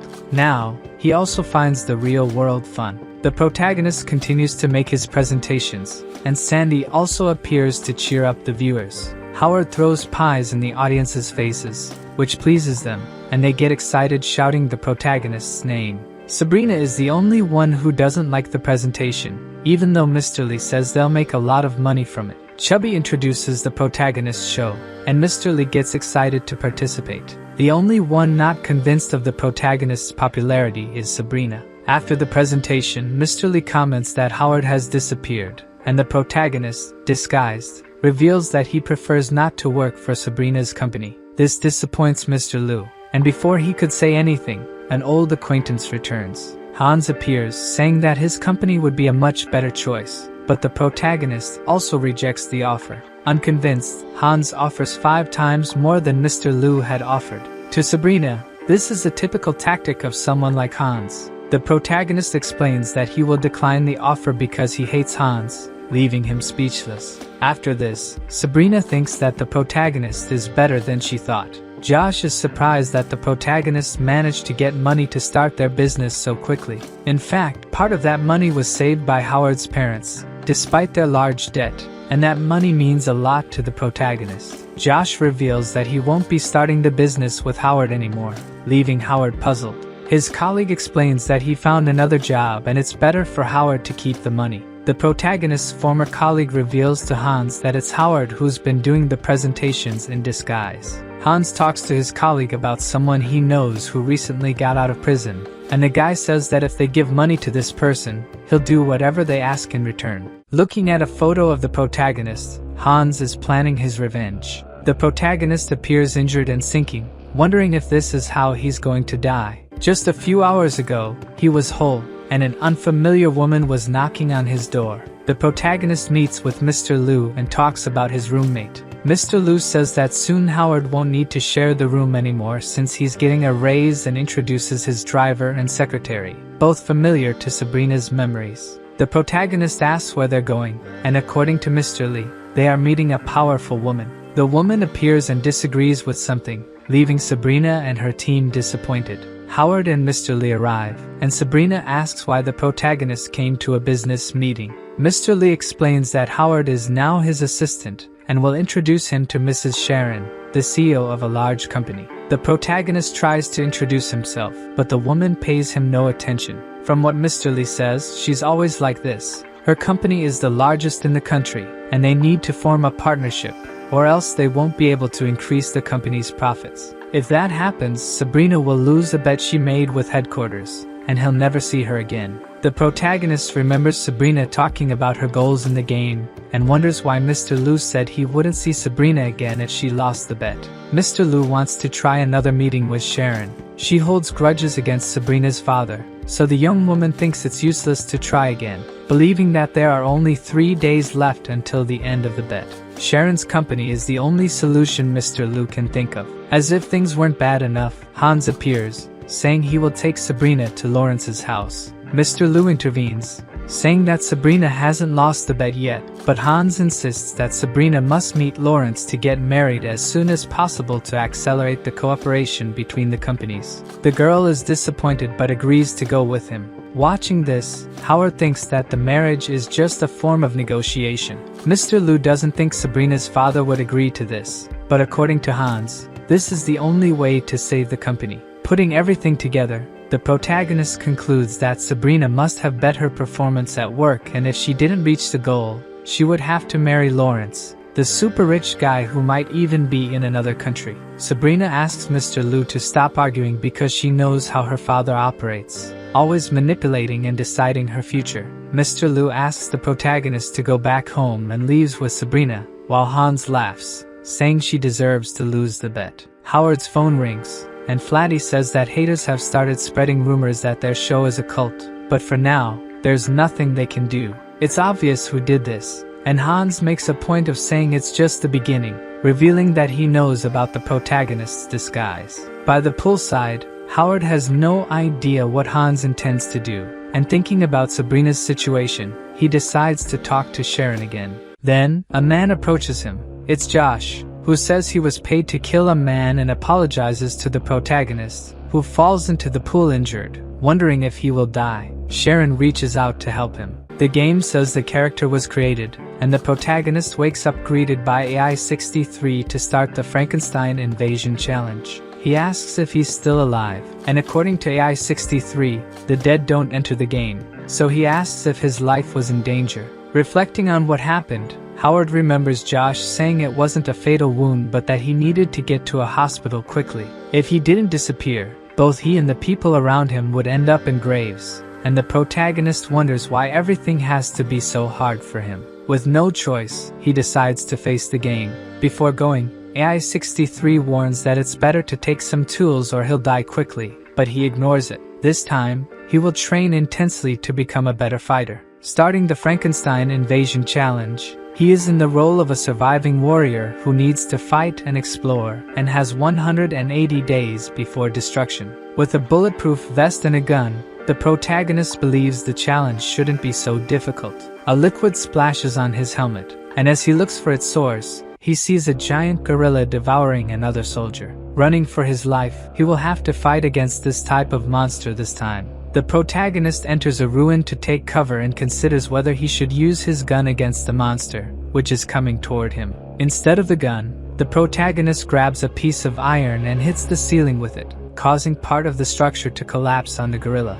Under the rubble, Howard manages to hit the monster's eye with the iron tip. The gorilla screams in pain and runs away. The protagonist survived the first attack and emerges from the debris, thinking that he must be more careful from now on. He senses a presence and grabs another piece of iron to attack the new enemy, but it turns out to be CEO Sharon in front of him. The protagonist can't stop the attack and throws the iron, which luckily only hits her helmet. Howard asks if she's okay, and Sharon says the protagonist should be in the hospital. He doesn't understand what she means. Sharon explains that Howard broke into her room injured and then fell into the pool, so she called an ambulance. The protagonist thinks he must have gone to her room to ask for help, but at no point did the game start. He mentions waking up in the middle of the ruins and asks how she ended up there. Sharon doesn't know either. They both just appeared, like the protagonist did. He thanks her for saving him by calling the ambulance, and concludes that there's something wrong with this game.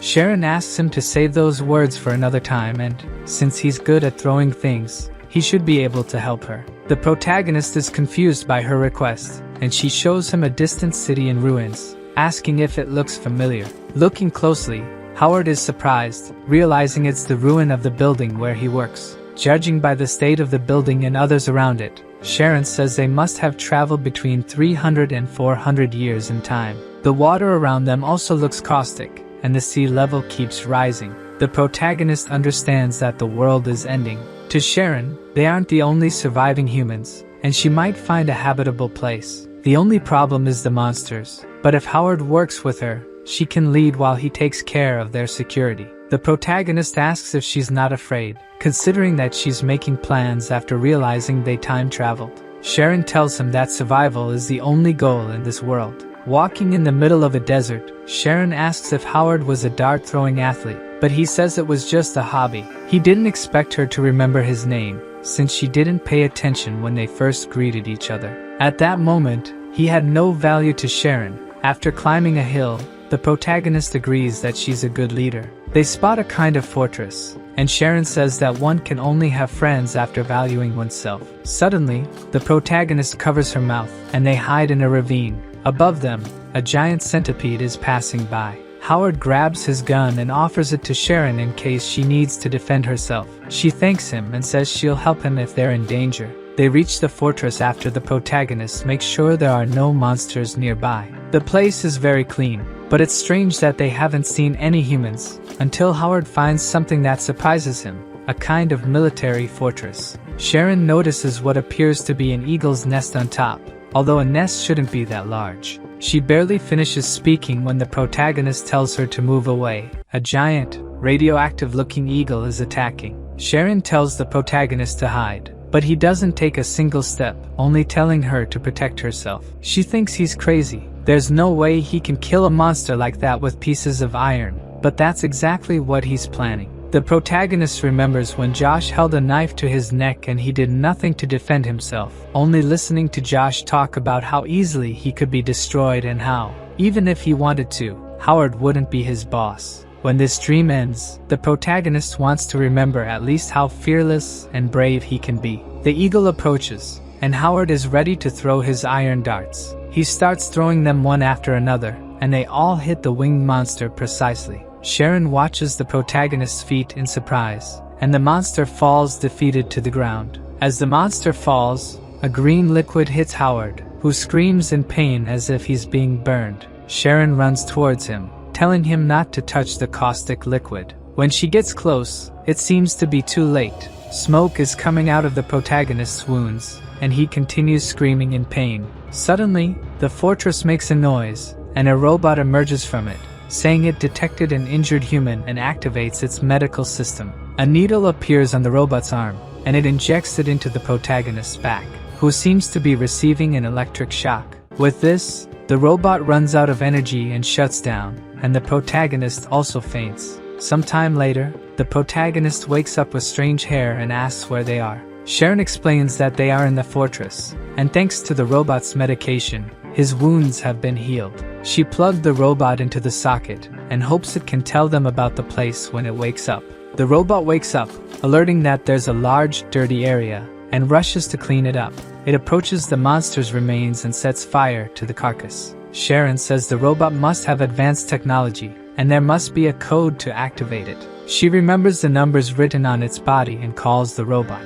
2003. When called, it stops autopilot and activates the smart program. From what it says, this robot has collected tons of garbage and has been attacked by hundreds of creatures. A blue light turns on in the robot, replacing the red one, and it says that humans left it behind because it didn't work hard enough. If it continues cleaning everything, humans will return one day. Sharon asks if the place is tidy because the robot cleans every day, and according to him, humans will come back when they know how clean the place is. His response leaves them both uneasy, and Sharon wants to know if the humans said where they were going. The robot explains that the humans said if they didn't return in a year, they had probably gone to paradise, which sounds like a good place to him. The poor robot even wanted to go to them but couldn't find paradise on the map and asks if they know where that place is. The protagonist thinks it's better for the robot not to know, and by now, those humans are probably dead. Sharon changes plans after learning there are no more humans and asks the robot to take her to the storage room.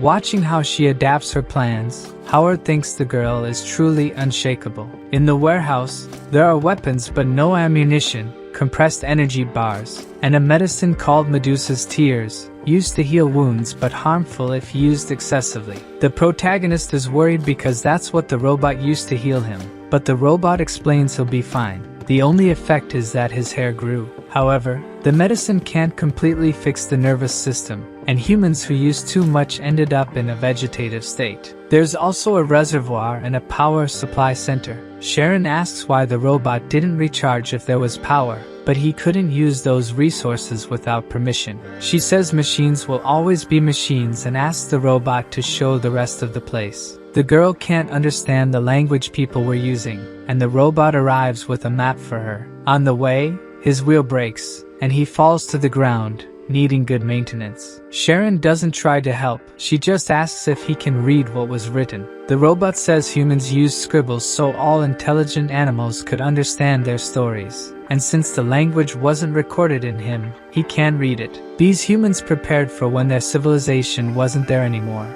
Observing the map, Sharon realizes they're on an island. The only island on Earth, so all mutant beasts gathered there. But in 179 days, it will sink too. The only way to survive is to stay in the shelter. Sharon concludes they have no ammunition or food. Outside is full of monsters, and the only thing they can do is wait for death in the shelter. The girl definitely hasn't given up. She asks if there are any spare clothes to give to Howard, and the robot says he can take the clothes himself. Passing over the robot, Sharon explains he was left because he didn't know how to show how valuable he was to the humans, and doesn't want to end up the same way. Howard senses a presence behind him and turning around, sees the robot asking not to be left behind.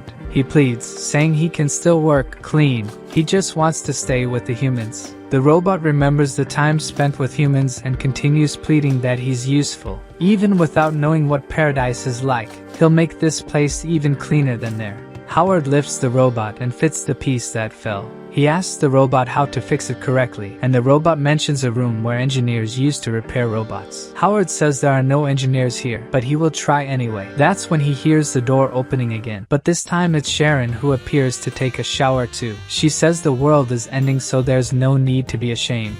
Howard thanks Sharon for the clothes, and she tells him their situation isn't good, but they can still survive. She asks why humans would leave this safe place, and based on what Howard heard from 2003, they were looking for a place. Sharon explains that since the world will soon be destroyed, it would only be worth risking if they went somewhere that could protect them from destruction. She needs time to verify information from records, and with the sea level rising, monsters will gather on the island. Sharon hopes that they can continue working together, with her deciphering human language and him protecting them both. Howard is still surprised by how bold she is. He agrees to protect them both and notices she had a hidden weapon in her robe. He wonders if this is a female habit, since Sabrina did the same. Sharon is relieved he remained composed, as a mental breakdown would ruin their chances of survival. Howard wonders if she was considering threatening him if he didn't agree with her. She's not afraid of him, just afraid of losing her helper. It's amazing she's not shaken. Alone in the bathtub,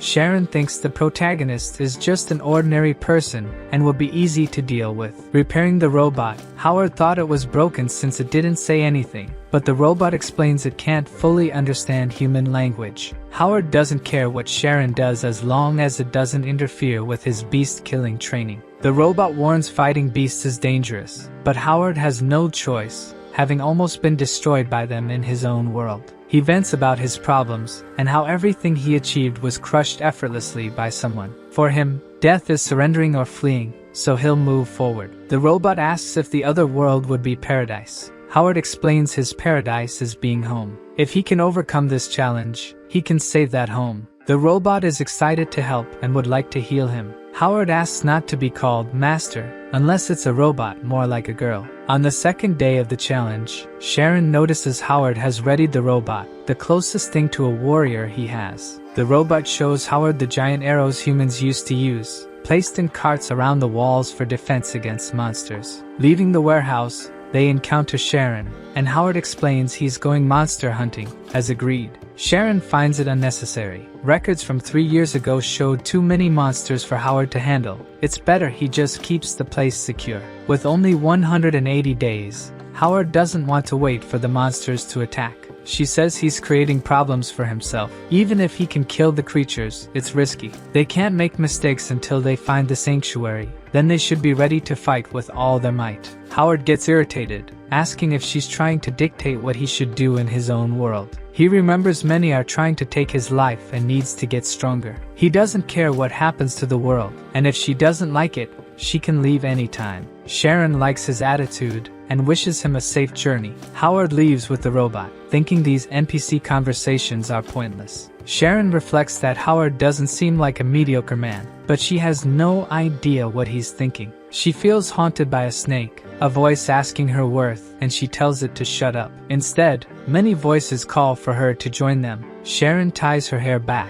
trying not to think about the voices. She had another psychotic episode. She knows from past experiences that she'll die if she stays alone, and needs to improve her relationship with Howard. The robot notes Howard's tone was different, thinking if he had been firmer, he wouldn't have gone through so many bad things. After his first dream, he wrongly thought everyone was good. He remembers the woman who said Josh wasn't bad, but was with the wrong people again. Howard is determined not to create fantasies about human nature. Saving people is for heroes, which he is not. Even trying, the robot doesn't understand what he means. They encounter a mutant wolf pack. The robot warns of danger, but Howard wants to attack them immediately. He embodies his hunter self from before, needing to survive at all costs, and shoots the wolves one by one with arrows. The robot observes from afar as Howard fights mutant wolves. He's strong enough to take one down with his bare hands, but the wolf's corrosive blood splashes onto his hand. The robot warns against fighting unarmed,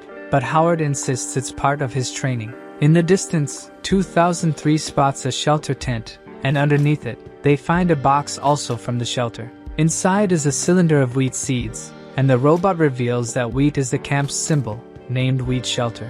There used to be several shelters, each with a function, but the advancement of corrosive waves turned them into wastelands. The functions of the shelters sound familiar to the protagonist, like a survival game where the player must explore and build. The robot reveals its cultivation ability. It can produce soil from rocks and fertilizer using beasts. Upon their return, Howard says they'll start cultivating in their spare time. 2003 is excited, but Howard acknowledges the plants will die when the corrosive ocean rises, believing it will help when humans return. AI-63 mentioned the game's challenge is to see how humans' future can be improved, even though the protagonist won't be there to see it upon their return. The robot believes that if the shelter regains its glory, humans will surely return. Paradise doesn't compare to what the shelter once was, an irreplaceable place. Howard asks if the shelter was their home, and the robot confirms. After destroying more monsters, the robot warns that the protagonist's fight points have dropped.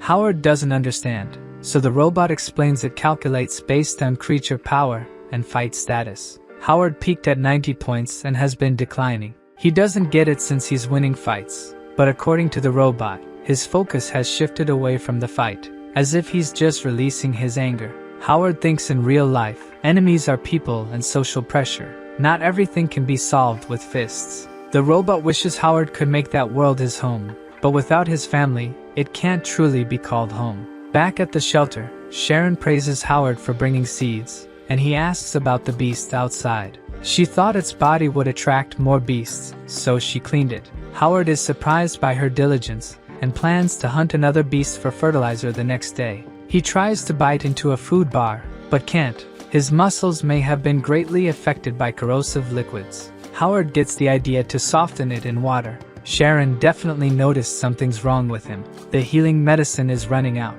Sharon suggests that Howard should go to other shelters and look for more, but the protagonist needs to prepare for such a journey. She offers him a pot of noodles made from the wheat, noticing he couldn't chew properly. Howard isn't pleased and asks if she used the seeds. She explains that she ground some of them into flour. The area therein isn't suitable for planting, and soon everything will be flooded. Howard didn't expect her to ruin the seeds so quickly, but he's used to facing problems before achieving anything. He refuses to eat and thinks it's better for her not to try solving problems without asking first. To her, Howard's farming idea seems crazy.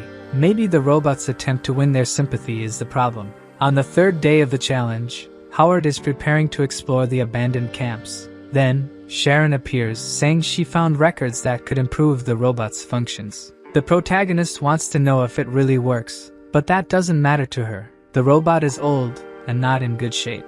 Even if it fails, they can retrieve its data. When the chip breaks further, it won't even serve that purpose. Howard thinks the robot is loyal to them and should be treated better, but Sharon insists it's just a machine. She asks if he started seeing the robot as a friend, and the protagonist dislikes the girl's sarcastic tone. He's been friends with a tiger before, but since they have very different opinions, it's better they talk less to avoid arguments. This reaction from the protagonist makes Sharon think he's gone crazy. Then, the girl begins to have another episode, with voices calling her name and questioning her worth again, which is becoming more frequent. During the exploration, Howard and the robot encounter a group of vultures. They only attack if someone approaches their nest, so it's best for Howard to get rid of what's on the shelter soon. The robot explains that the rising ocean is due to human fights and suggests they stop fighting. Howard didn't know there was a hidden history about humans and is curious about why they fight. People started fighting over trivial reasons like race and did nothing, even as erosion increased. Then, Howard realizes his argument with Sharon was pointless. It's the protagonist's second time in the game, and he's learned that it's not worth holding a grudge against an NPC. They reach a forest area, and the robot reminds them that their goal is to reach an abandoned shelter. But Howard is focused on what might be in a truck protected by a beast. Not even the robot believes what he's saying. Only with a tank could Howard defeat a creature like that. The protagonist doesn't plan to fight alone and won't leave until he reaches his goal. The robot doesn't understand what he's thinking. Then, a blaze catches the attention of the beast. The robot is releasing fire to get its attention, and it works. The creature runs after him. Howard seizes the chance to see what the truck was carrying, luckily finding it loaded with supplies. Inside the crates are honey, musical instruments, weapons, and alcohol that Howard can use to make explosives. The most important item is a shiny stone and some cylinders with eggs that seem like they can hatch. Howard doesn't have a bag to store the items, so he must choose only a few that he can carry. The box containing the stone is too large, so he decides to take the jewel out of it. However, when he touches the gem, his hand gets covered in sand, and it starts to hiss. The protagonist is confused, and suddenly, the jewel flies out of his hand. It throws him to the ground upon impact, and even manages to move the truck. This naturally attracts the beast's attention, and Howard needs to run before getting caught. He dives into a crevice, but the stone is also heading in that direction. The truck with the stone inside crashes near the crevice and causes an explosion. As a result, various debris starts rolling, including Howard. He and the beast can barely hold on, narrowly avoiding falling into the corrosive ocean. Unfortunately, he realizes that the beast is unharmed. The green bubbles around its face ignite, and it shoots a corrosive jet from its eyes straight toward Howard. Smoke covers the area where he was, while the robot rushes to help him. Using the cylinder to shield himself, the protagonist applies all the medicine he brought since some of the liquid hit him. The beast looks at the corrosive rift it created, assuming Howard perished, and leaves. On the fourth day, the robot is by a campfire waiting for Howard to wake up.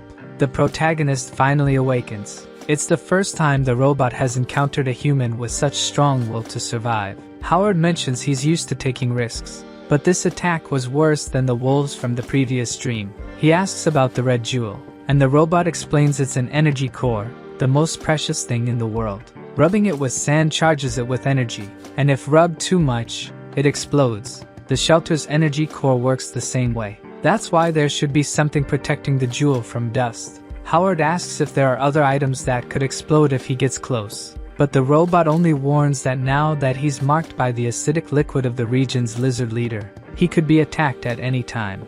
Howard realizes that the part hit by the acid has a different color. He's been marked by the beast. His left arm is numb, and he now has only one arm for accurate throws. He asks about the eggs he picked up, and the robot reveals that it took care of them. They are now incubating and puts them out. Howard asks if the shelter produced eggs, and according to the robot, they produced chickens, goats, and others. He still remembers the green mountains and the goats. Howard also feels nostalgic, remembering the roosters crowing in the morning in his village, even though as he grew up, he began to hate it and prefers to forget about the incident. Fear and longing mix in Howard's memories, and he agrees, saying he wants to reunite with his father. He wishes to pay off the family's debts and let his father rest in old age, but he doesn't have a way to do that yet. He also wanted to tell his mother to stop blaming herself for the debt and not worry about him, but he knows that's impossible now. After they got into debt, they blamed themselves. His dismissal or the live streams wouldn't have been problems for his parents, but seeing their son in the hospital would be devastating. The robot senses the protagonist's sadness and offers a hug. Howard is an adult who can handle stress, but he accepts the hug, revealing that his greatest advantage in the game is being the only human there. In real life, voicing complaints is shameful. Many hide their grievances, and they all need a hug. Howard puts sand inside the robot to protect the eggs until they reach the shelter. What's happening seems almost fun to Howard. He's doing things he wouldn't dare to in real life. He also asks how the robot lost the iron plates it welded onto itself. The robot had an intense fight with the vultures while Howard was asleep, and both got injured. The robot still can't believe it found humans again, and will be able to rebuild the shelter. It knows humans always like to lie, saying they would return or that no one would save them. Howard is at a loss for words, but the robot can consider him part of the family. This shocks the machine. It never had a family before. But the joy doesn't last long. They are on their way to the monster's lair. Right in front of them is a gigantic mutant gorilla. The robot says it's another dominant beast, attracted by sound,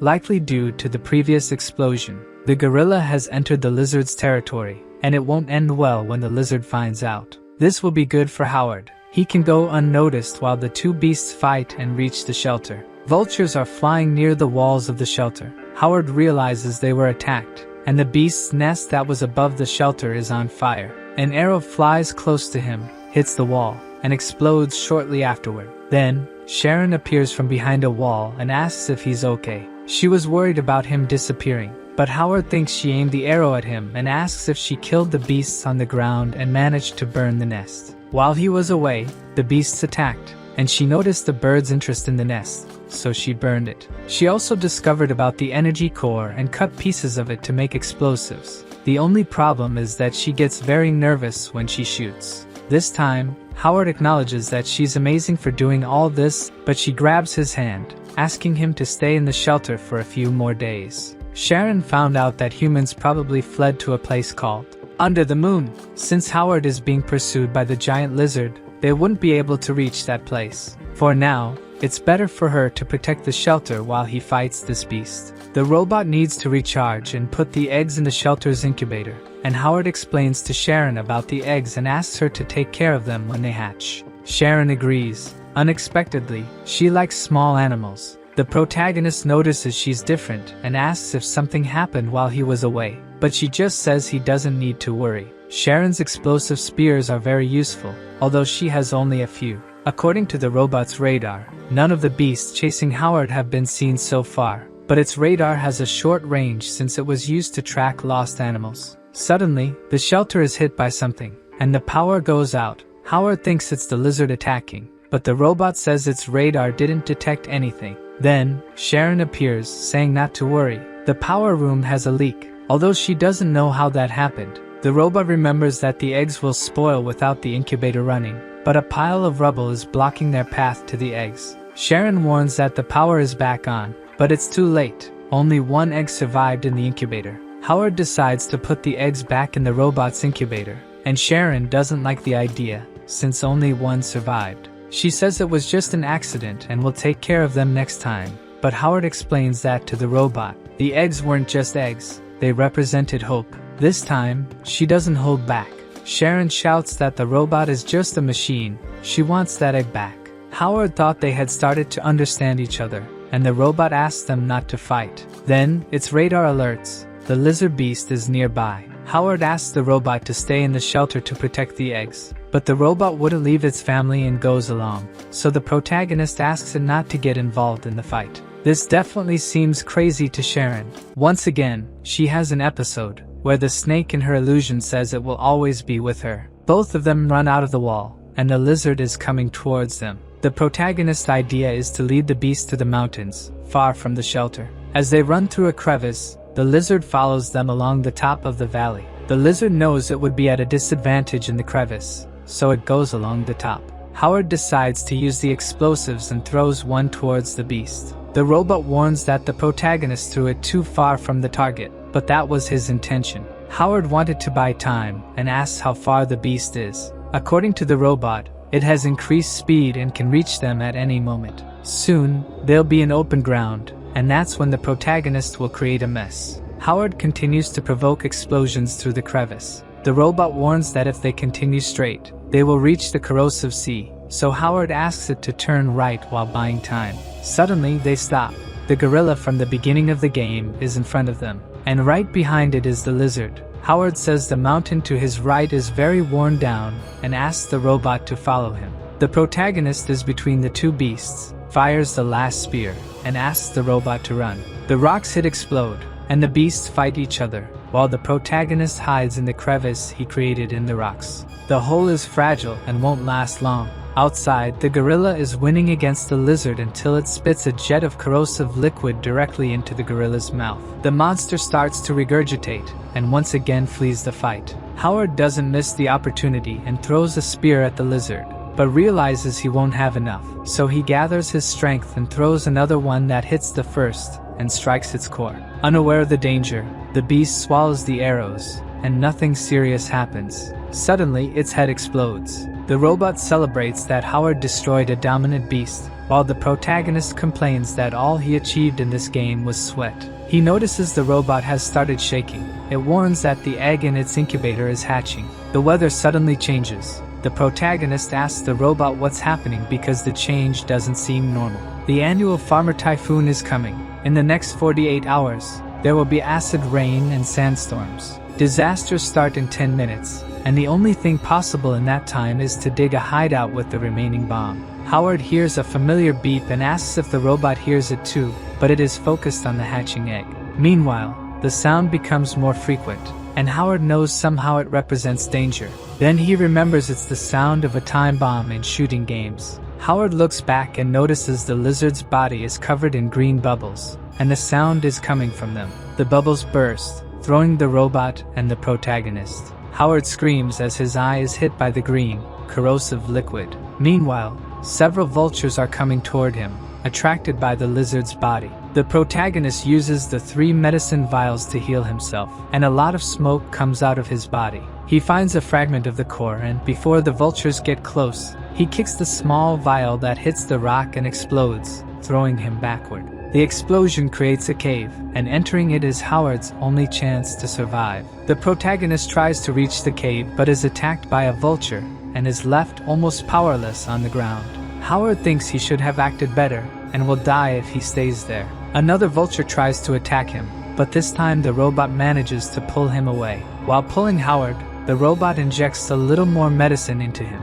It manages to get him into the cave and runs to close the entrance before they are attacked again. The protagonist is disillusioned that he can still survive, but the robot says it will take care of him. Still, Howard thinks the robot should save itself. He's content that the robot and the chick survive. The robot wouldn't abandon its family and stays with Howard, who still thinks the game is over. Prolonging it would only cause suffering. To the protagonist, the robot would be fine outside. The birds are only interested in meat. Suddenly, a vulture's beak manages to pass through the sealed cave. The robot blocks it and offers safety and loyalty to the protagonist, who watches helplessly. It continues offering, even healing desperately. Howard remembers telling this to the robot when talking about home and asks it to stop. Then, the vulture's beak goes through the robot. Now even the robot's hope, the chick, is gone. With a hole right in the middle of it, the robot continues saying it doesn't lie and asks the protagonist not to go. It did its job the best it could, and a power shortage warning appears. The vulture attacks again. This time, the robot loses the top part, and Howard can only watch without being able to do anything. On the 6th day, the robot, almost destroyed, is dragging Howard. He asks if this is the end of the world, but it's what happens after the sandstorm. The robot will use its last strength to take him back to the shelter. The protagonist feels numb after taking so many injections and anesthetics, but as soon as he can move, he wants to fix the robot. However, it starts to crackle and catch fire, so he asks Howard how he plans to redesign the shelter before it stops working. The protagonist asks him to listen carefully. First, he will pave the path leading to the shelter, then he will plant aspen trees on both sides of the road. On the left side, there will be a wheat field, maybe plant corn too, and on the right side, he will plant flowers that bloom in the spring, creating a beautiful view. Further down the road, there will be a large carob tree that can be seen from afar. In moments when he felt lost and confused, or didn't know where he was going, he could stop and look back, knowing the tree would always be there, lit up in flames, serving as a lovely beacon to guide humans. The protagonist thinks he has been lost for too long. As they near the shelter, the robot detects a barrier around it. It switches back to automatic mode, talking about cleaning. If it keeps cleaning, humans will return. It heads towards the sign indicating buried mines, and the protagonist shouts for it to stop, but the robot recognizes him one last time. However, it doesn't stop and explodes. The protagonist is left on the ground, wondering why the world has to be so cruel to him. Howard tries to grab a piece of the remaining robot, but another hand also grabs it. Sharon takes the piece from the protagonist's hands and runs off without saying anything. On the 8th day, the protagonist wakes up in a room, gets up to get water, and memories of Sharon taking the piece return. He exits the room calling for Sharon, wanting to know why she turned against him. She is holding a drill and doesn't seem well. Howard finally finds her. She was rebuilding a robot, leaving the protagonist speechless. The robot is recovering memories and soon recognizes Howard. It asks if it has been fixed, as the protagonist thought it had been destroyed in the explosion. Sharon explains that the metal ring is the robot's control center, and if it's intact, the robot can be repaired. The robot is gleaming with its new parts, now equipped with a kitchen and combat system. It's excited, having become an elite robot. The protagonist is also impressed. It's like magic how it's good as new. Sharon had mentioned she could improve the robot. In the maintenance room, there are better parts than what Howard had used. Instead of trying to learn something, he just vented all his anger on the girl. Howard remembers her saying the robot could be destroyed during refinement. Sharon retorts that nothing has a 100% chance of success. He's being childish. If she hadn't fixed the robot, she would have to suffer its revenge. She's tired and thinks they should talk. She had to take measures to survive while he was away, and even with warnings, he stepped on mines. When she talks about science, he talks about feelings, and when he tries to make a plan, he leaves her alone. Every time something happens, Howard finds reasons to blame her. She doesn't know what she could have done wrong to act like this. The girl starts crying. She doesn't mean harm, just survival. Surprised, Howard apologizes for acting without thinking. The girl is leaving the room, and he asks her not to be angry. Before she goes, she says the robot needs to be powered by the energy core, and since he promised not to touch it, Howard needs to do that. The protagonist is confused by the girl's change, but thinks it's better to change his behavior. Alone, Sharon thinks Howard is stubborn but can handle it when someone is harsh with him. She just played along with his game, but when the time comes, she'll be out of it. Meanwhile, Howard is confident in the game again, and the robot asks how he's doing after being hit by so much acid. Howard can move normally, but his hands won't stop trembling. It'll be hard to hit his targets. The robot says he doesn't need to worry. With the new combat chip, his combat power reaches 300. The power difference between them is too great, and Howard doesn't know if this score is reliable. The robot is confident it has inherited fighting powers from the peak of human civilization and demonstrates the moves it knows, impressing the protagonist. The protagonist swaps the robot's hands for boxing gloves. Sign the contract, big boy! He finds this function very convenient and wishes he had known about it earlier. Not everyone could change a robot, and he recalls Howard mentioning there was no engineer around. As far as the protagonist knew, Sharon was just a company leader without such technical training. Changing the subject, Howard decides to train in combat with the robot and then test his skills against beasts. After learning something new, he expects to feel strong and brave again. But first, he'll get some energy core and paint to customize the robot. The robot wants the shelter's logo painted on it, rather than looking like just a waiter as before. Howard agrees and plans to place wheat flags everywhere, so the robot always feels at home. In the energy room, the robot seems to be exaggerating its power, given the size of the stone. A voice surprises Howard, asking why he's so late. The developer states that the core is crucial in the game, and players usually check it beforehand. She knows Howard hasn't forgotten their previous conversation and asks him to destroy the game. However, he asks her to calm down,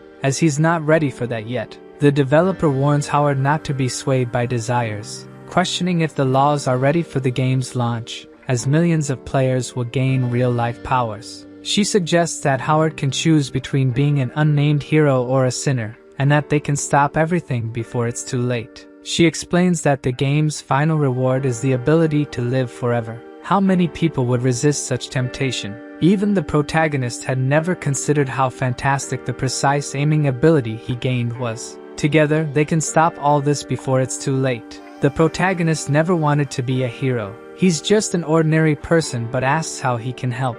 He only has to take the core to a specific location, and then the developer will use system flaws to destroy the game. This location is dangerous, so it would be better to have enough weapons and a truck to transport the core. Howard wants to wait until the last month for this, as he wants to use his time there to learn something useful. The developer will get some things to help Howard on his journey but can wait a maximum of 3 months for the core to reach the specified location.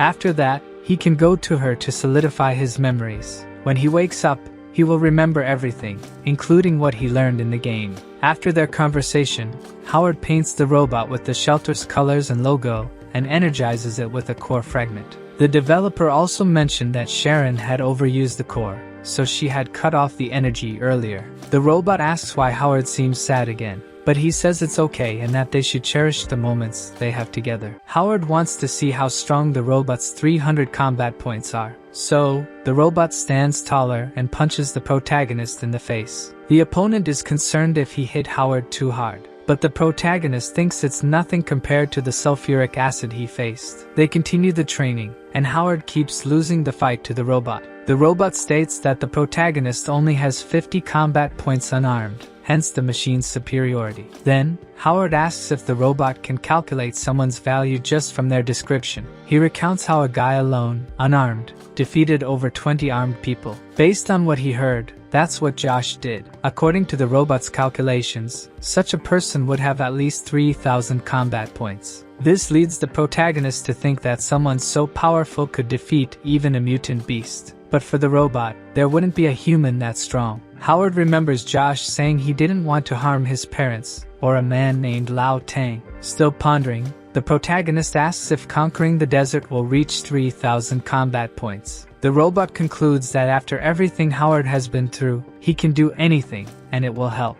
Thus, they restart the training. Meanwhile, Howard recalls his childhood in the village. The boy's life wasn't bad until his parents lost everything. After that, even young, Howard had to work. During that time, he accumulated many disappointments and feels he always ran away like a coward. Howard defeats some wolves after training and concludes that he won't bow down to anyone anymore. Howard continues to fight against the beasts. Meanwhile, the robot acts as a tutor to assist him in battles. Even with this help, the protagonist misses some hits and even falls face first on the ground. Then, the robot alerts that Howard is not fully recovered yet and should act with caution. It guides Howard to even use the strength of his fingers. With speed and precision, he can hit his opponent's vital points. The robot informs that the protagonist can defeat beasts with up to 100 strength points. If they are stronger than that, his hits won't work. Howard knows he's not in top physical shape, but he didn't expect to struggle so much against these monsters. Nevertheless, with hard work, they now have enough wheat to start rebuilding the shelter. The robot explains that before they start planting,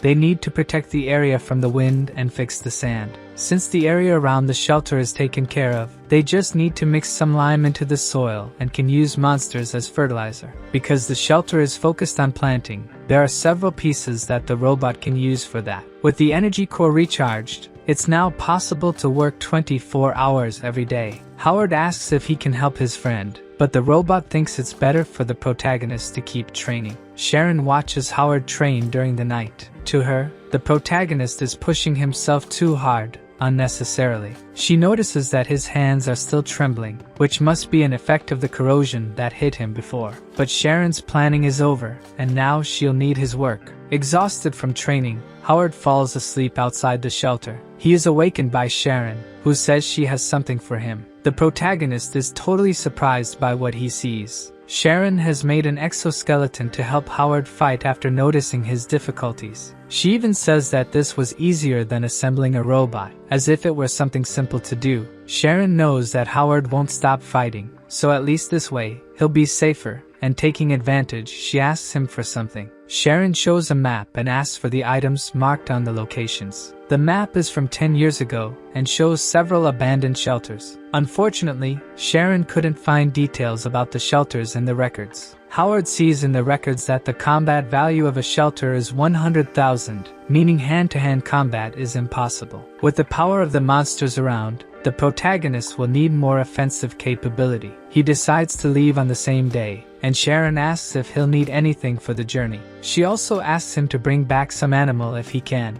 Before leaving, the protagonist prepares himself a bit, and decides to train while it's still morning with the robot. At the shelter, Sharon continues trying to learn more about that world. The computer tells her that today is the annual clock festival. It suggests they sing a masterpiece from ancestors 400 years ago. The lyrics say that when they find a new home among the stars, they will return to rescue their companions from the sea of suffering. Meanwhile, Howard and the robot arrive at the Museum of Ruins. Spending the day there, the protagonist asks if the robot won't talk about history. And that's exactly what it's going to do. The protagonist and Sharon learn that 400 years ago, before the radiation, humanity gathered in the face of an impending catastrophe and could build spaceships to escape the planet. But unfortunately, not everyone could go to space. So, when the radioactive meteor fell, those who survived dedicated themselves to passing down the history to future generations. They believe that one day, after finding a new home, those who went to space will return to rescue them.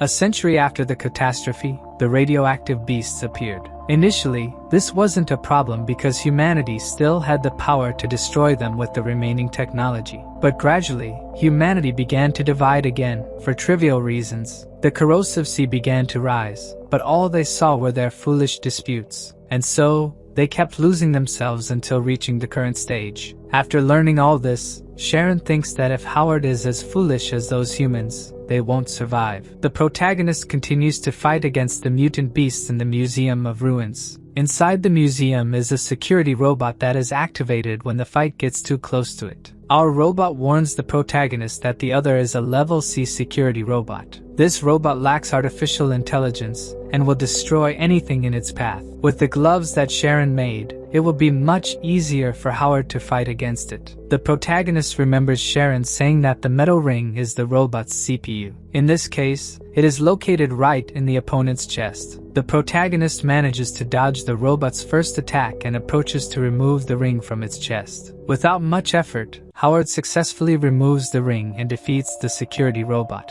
Now, Howard and the robot can take a closer look at what is in this museum. The robot comments that Howard is getting smarter and that, with the gloves, he now has 200 combat points, which is still not enough for him. Opening a door, they find the skeleton of the old museum curator. Given its condition, the curator was not harmed, and the robot wonders why he stayed there. The protagonist realizes that the books are protected. They were taken care of by the curator. Upon closer inspection, the protagonist notices a book next to the skeleton. In the book are the flags of dozens of countries that no longer exist. The robot explains that these were the flags of the ancestors. The entire room has references to them, with several replicas of artworks on the walls, and the protagonist recognizes some of them. The robot realizes that Howard is a human from 400 years ago. It always thought that Howard was its contemporary who had lost memories. Curiously, the robot asks if the protagonist has ever seen cute animals like cats or dogs. After the meteor fell, people only cared about saving themselves, and the animals died of hunger. In fact, even before the meteor, global cooling and other catastrophes practically wiped out the animals. After hearing this, Howard asks how the robot knows so much about the past, as if it were scripted. Reading the rest of the museum curator's book, Howard realizes that the initial catastrophes resemble what happened in the first game. While he was fighting alone, humanity was coming together to build spaceships and escape the planet. It's like what IA-63 had said. The essence of the game was to see how humanity could improve the future with the player's help. Thus, the protagonist's actions can affect the future of that world. With only 80 days left in the game, Howard decides to try to reverse the catastrophic history of this world. Back at the shelter, Howard tells Sharon that he only found robot parts and asks if she can make a pet robot with them. They both analyze the book that was with the museum curator. Howard then asks the robot to tell her how the oceans were destroyed. Originally, there was no corrosive ocean. Gastric juice accumulated in the oceans due to mutant organisms, called sour ants. They turned the oceans into their habitat, reproducing rapidly and being able to dissolve everything with their digestive juice. Submarines and warships were swallowed, and within a few years, they became impossible to contain. When these ants finish digesting the earth, it will be the end of the world. According to Sharon, that's precisely why they need to concentrate their resources and find shelter. Agreeing with the girl, Howard thinks it's best for them to join other refugees to prepare for this disaster. Thinking ahead, Sharon has already planned some steps. She shows a drawing of a satellite station.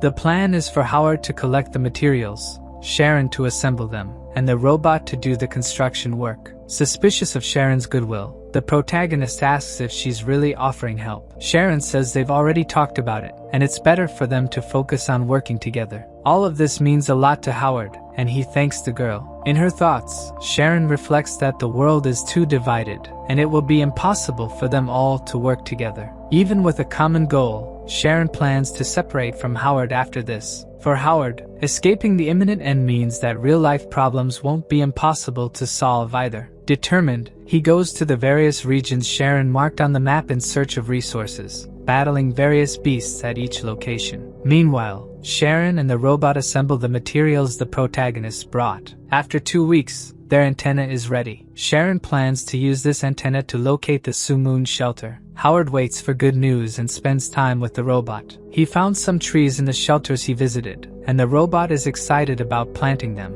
Nearby, Sharon thinks she will finally be able to leave this devastated land. Later, Sharon is trying to communicate using the antenna. We can see a satellite in space. Suddenly, the Sumoon shelter makes contact, asking about her intentions. Sharon is surprised they initiated the conversation. She asks for help, saying she's trapped in the wheat shelter and wonders if someone could rescue her. The shelter replies that they don't do rescues and suggests she take an energy core and go to the launcher, where she might be able to save herself. Sharon doesn't quite understand what this launcher is. The shelter explains that it's not on Earth and asks her to change her perspective. In reality, the Sumoon shelter is on the moon. What Sharon saw was just a satellite. The communication continues, and to make the trip, 1,000 kilograms of the energy core are needed as fuel. According to Sharon's calculations, the shelter's core weighs 1,100 kilograms, enough for only one of them to leave the planet. Sharon chooses herself and reserves a spot to use the launcher. The shelter confirms her reservation and looks forward to seeing her on the moon.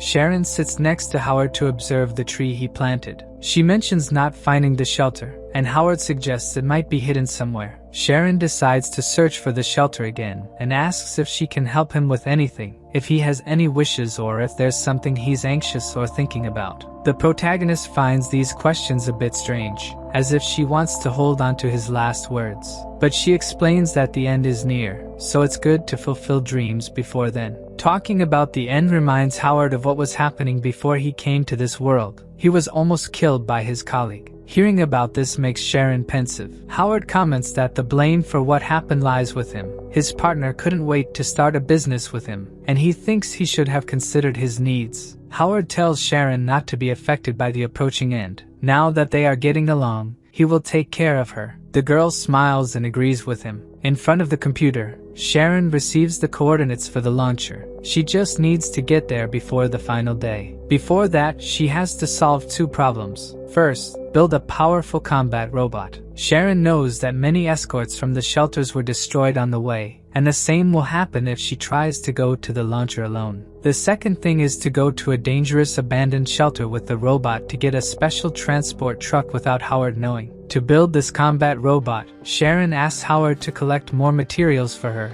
using the excuse that she will build a planter to help the robot. Sharon was in contact with the shelter until suddenly, the protagonist appears. Howard starts praising her for building the planter. For Sharon, Howard has completely changed from what he was before, and she wonders if he knows her secrets. Even as she works on building the robot, Howard shows up, offering her something to eat that he prepared. Accidentally, he spills water on the CPU she was working on, which infuriates Sharon. But she disguises it, and kindly says that he doesn't need to do these things for her. To Howard, she is now the team leader and deserves better treatment. He keeps doing things for her until Sharon can't control her irritation and tells him to stop. Sharon says he's being kind and must want something in return, since he's an adult, and they've been together all this time. The protagonist doesn't understand what she's saying. Sharon says he should have said something before. It's not like she never gave him a chance. Ashamed, Howard says that's not what he wanted. He didn't mean to scare her,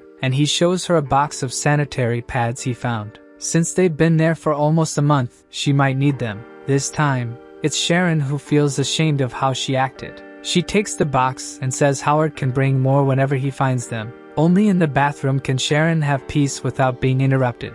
Looking at a map, the truck she needs is at the Oasis shelter. She thinks about how silly Howard is for not noticing that her robot is almost finished. He can plant as much as he wants at the shelter because soon she will be free from this place. Suddenly, the robot approaches from behind and puts a hood on Sharon. Shortly after, Howard grabs the girl and carries her somewhere. Sharon panics, thinking the protagonist might be planning something against her. When Howard finally takes the hood off Sharon, he tells her to look at all the work he's done. The girl is lost because she was taken outside the shelter and is in the middle of nowhere. Howard explains that thanks to her, the machines are working more efficiently, so she deserves the best treatment. Thus, she realizes he still doesn't know about her plan, which she feared he had discovered. The protagonist managed to turn the soil, which was just sand, into fertile soil, and he wants to show his baby to her. Sharon doesn't seem interested in what he wants to show, but Howard, very excited, doesn't realize and shows her a sprout. Sharon asks if he brought her there as a kidnapper just to show bean sprouts. According to him, this is just the first step. The planter is continuously putting seeds into the soil. In the future, the mountains will be full of plants. Even people not on the ground will see that it's returned to normal. He wants to reignite people's passion and make them come back to fight for their planet. So, Sharon asks him an important question. Will there be enough water for all these plants? Howard is speechless. He hadn't thought about that. Howard says that originally his idea was to bring Sharon outdoors a bit because he was concerned that she had spent too much time in the shelter lately, thinking and studying. Sharon is somewhat surprised by Howard's sudden concern. He surprises her with a cake, saying it's a surprise he and the robot prepared. Howard apologizes for having explored the area so much, causing her to become isolated in the shelter. He then finishes by saying that if she has anything to say or complain about, they can talk peacefully, but she says it's okay. Suddenly, a creature appears out of nowhere and jumps on them. Amazingly, the creature lands on the cake, splattering cake on both of them. Luckily, Howard wears an eye patch now. He starts chasing the monster, while the robot yells not to ruin their crops. Sharon is very irritated with her face covered in cake, thinking that she doesn't want to stay here for anything in the world.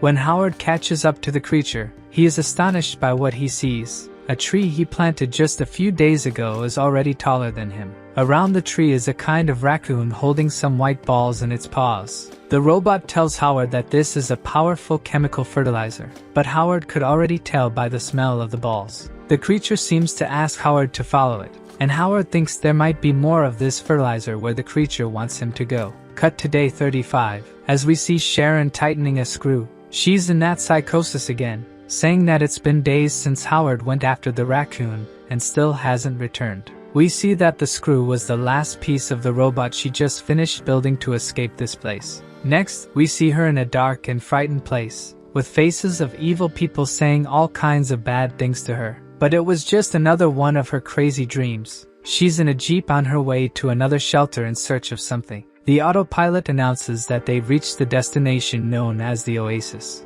The front door seems to be torn and open as she and the new robot analyze from afar. But she enters without fear, saying she trusts no one but herself. As she walks through the corridors of this shelter, Sharon encounters monsters on the floor, making her uneasy and telling her robot to enter guard mode. At the end of the corridor, she finds what she was looking for, a cargo truck. She starts inspecting it to see if it can run and has fuel. Meanwhile, we see that a monster is watching from atop the truck. When the robot starts sounding an emergency alarm, it's too late. Several other monsters appear and surround them. The monster on top of the truck jumps at Sharon but is taken down by the robot, which warns of a large number of monsters and advises evacuation. As Sharon runs, she orders the robot to activate full force mode. The robot, in Rambo style, starts gunning down the monsters.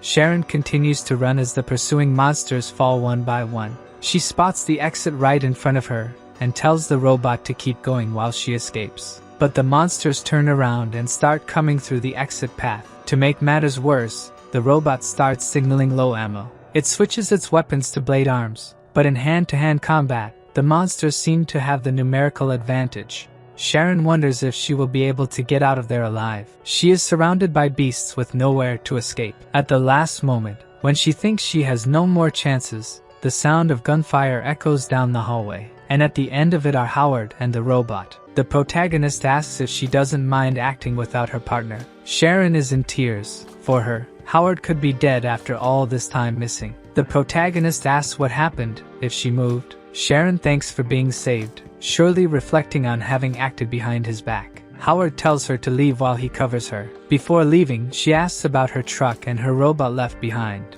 According to Howard, he will take care of that too. He reaches where the robot is, and the machine is still down, attacked by the beasts. Then the protagonist and his robot rush to attack the beasts. When dawn breaks, we see Sharon fixing the truck, so the battle was a success. She is thinking about what to say to him when she gets the energy core. Sharon won't be able to make it to the launch area alone, and can't leave Howard until she fixes her robot. Thinking about how foolish it is, she wonders if she's acting human. She struggles to stop these thoughts and focus on Howard being just a tool for her to get what she wants. Thank you for watching. Don't forget to subscribe to the channel so you don't miss out on upcoming videos. Leave a like if you enjoyed it and share with your friends. See you in the next video. Bye for now.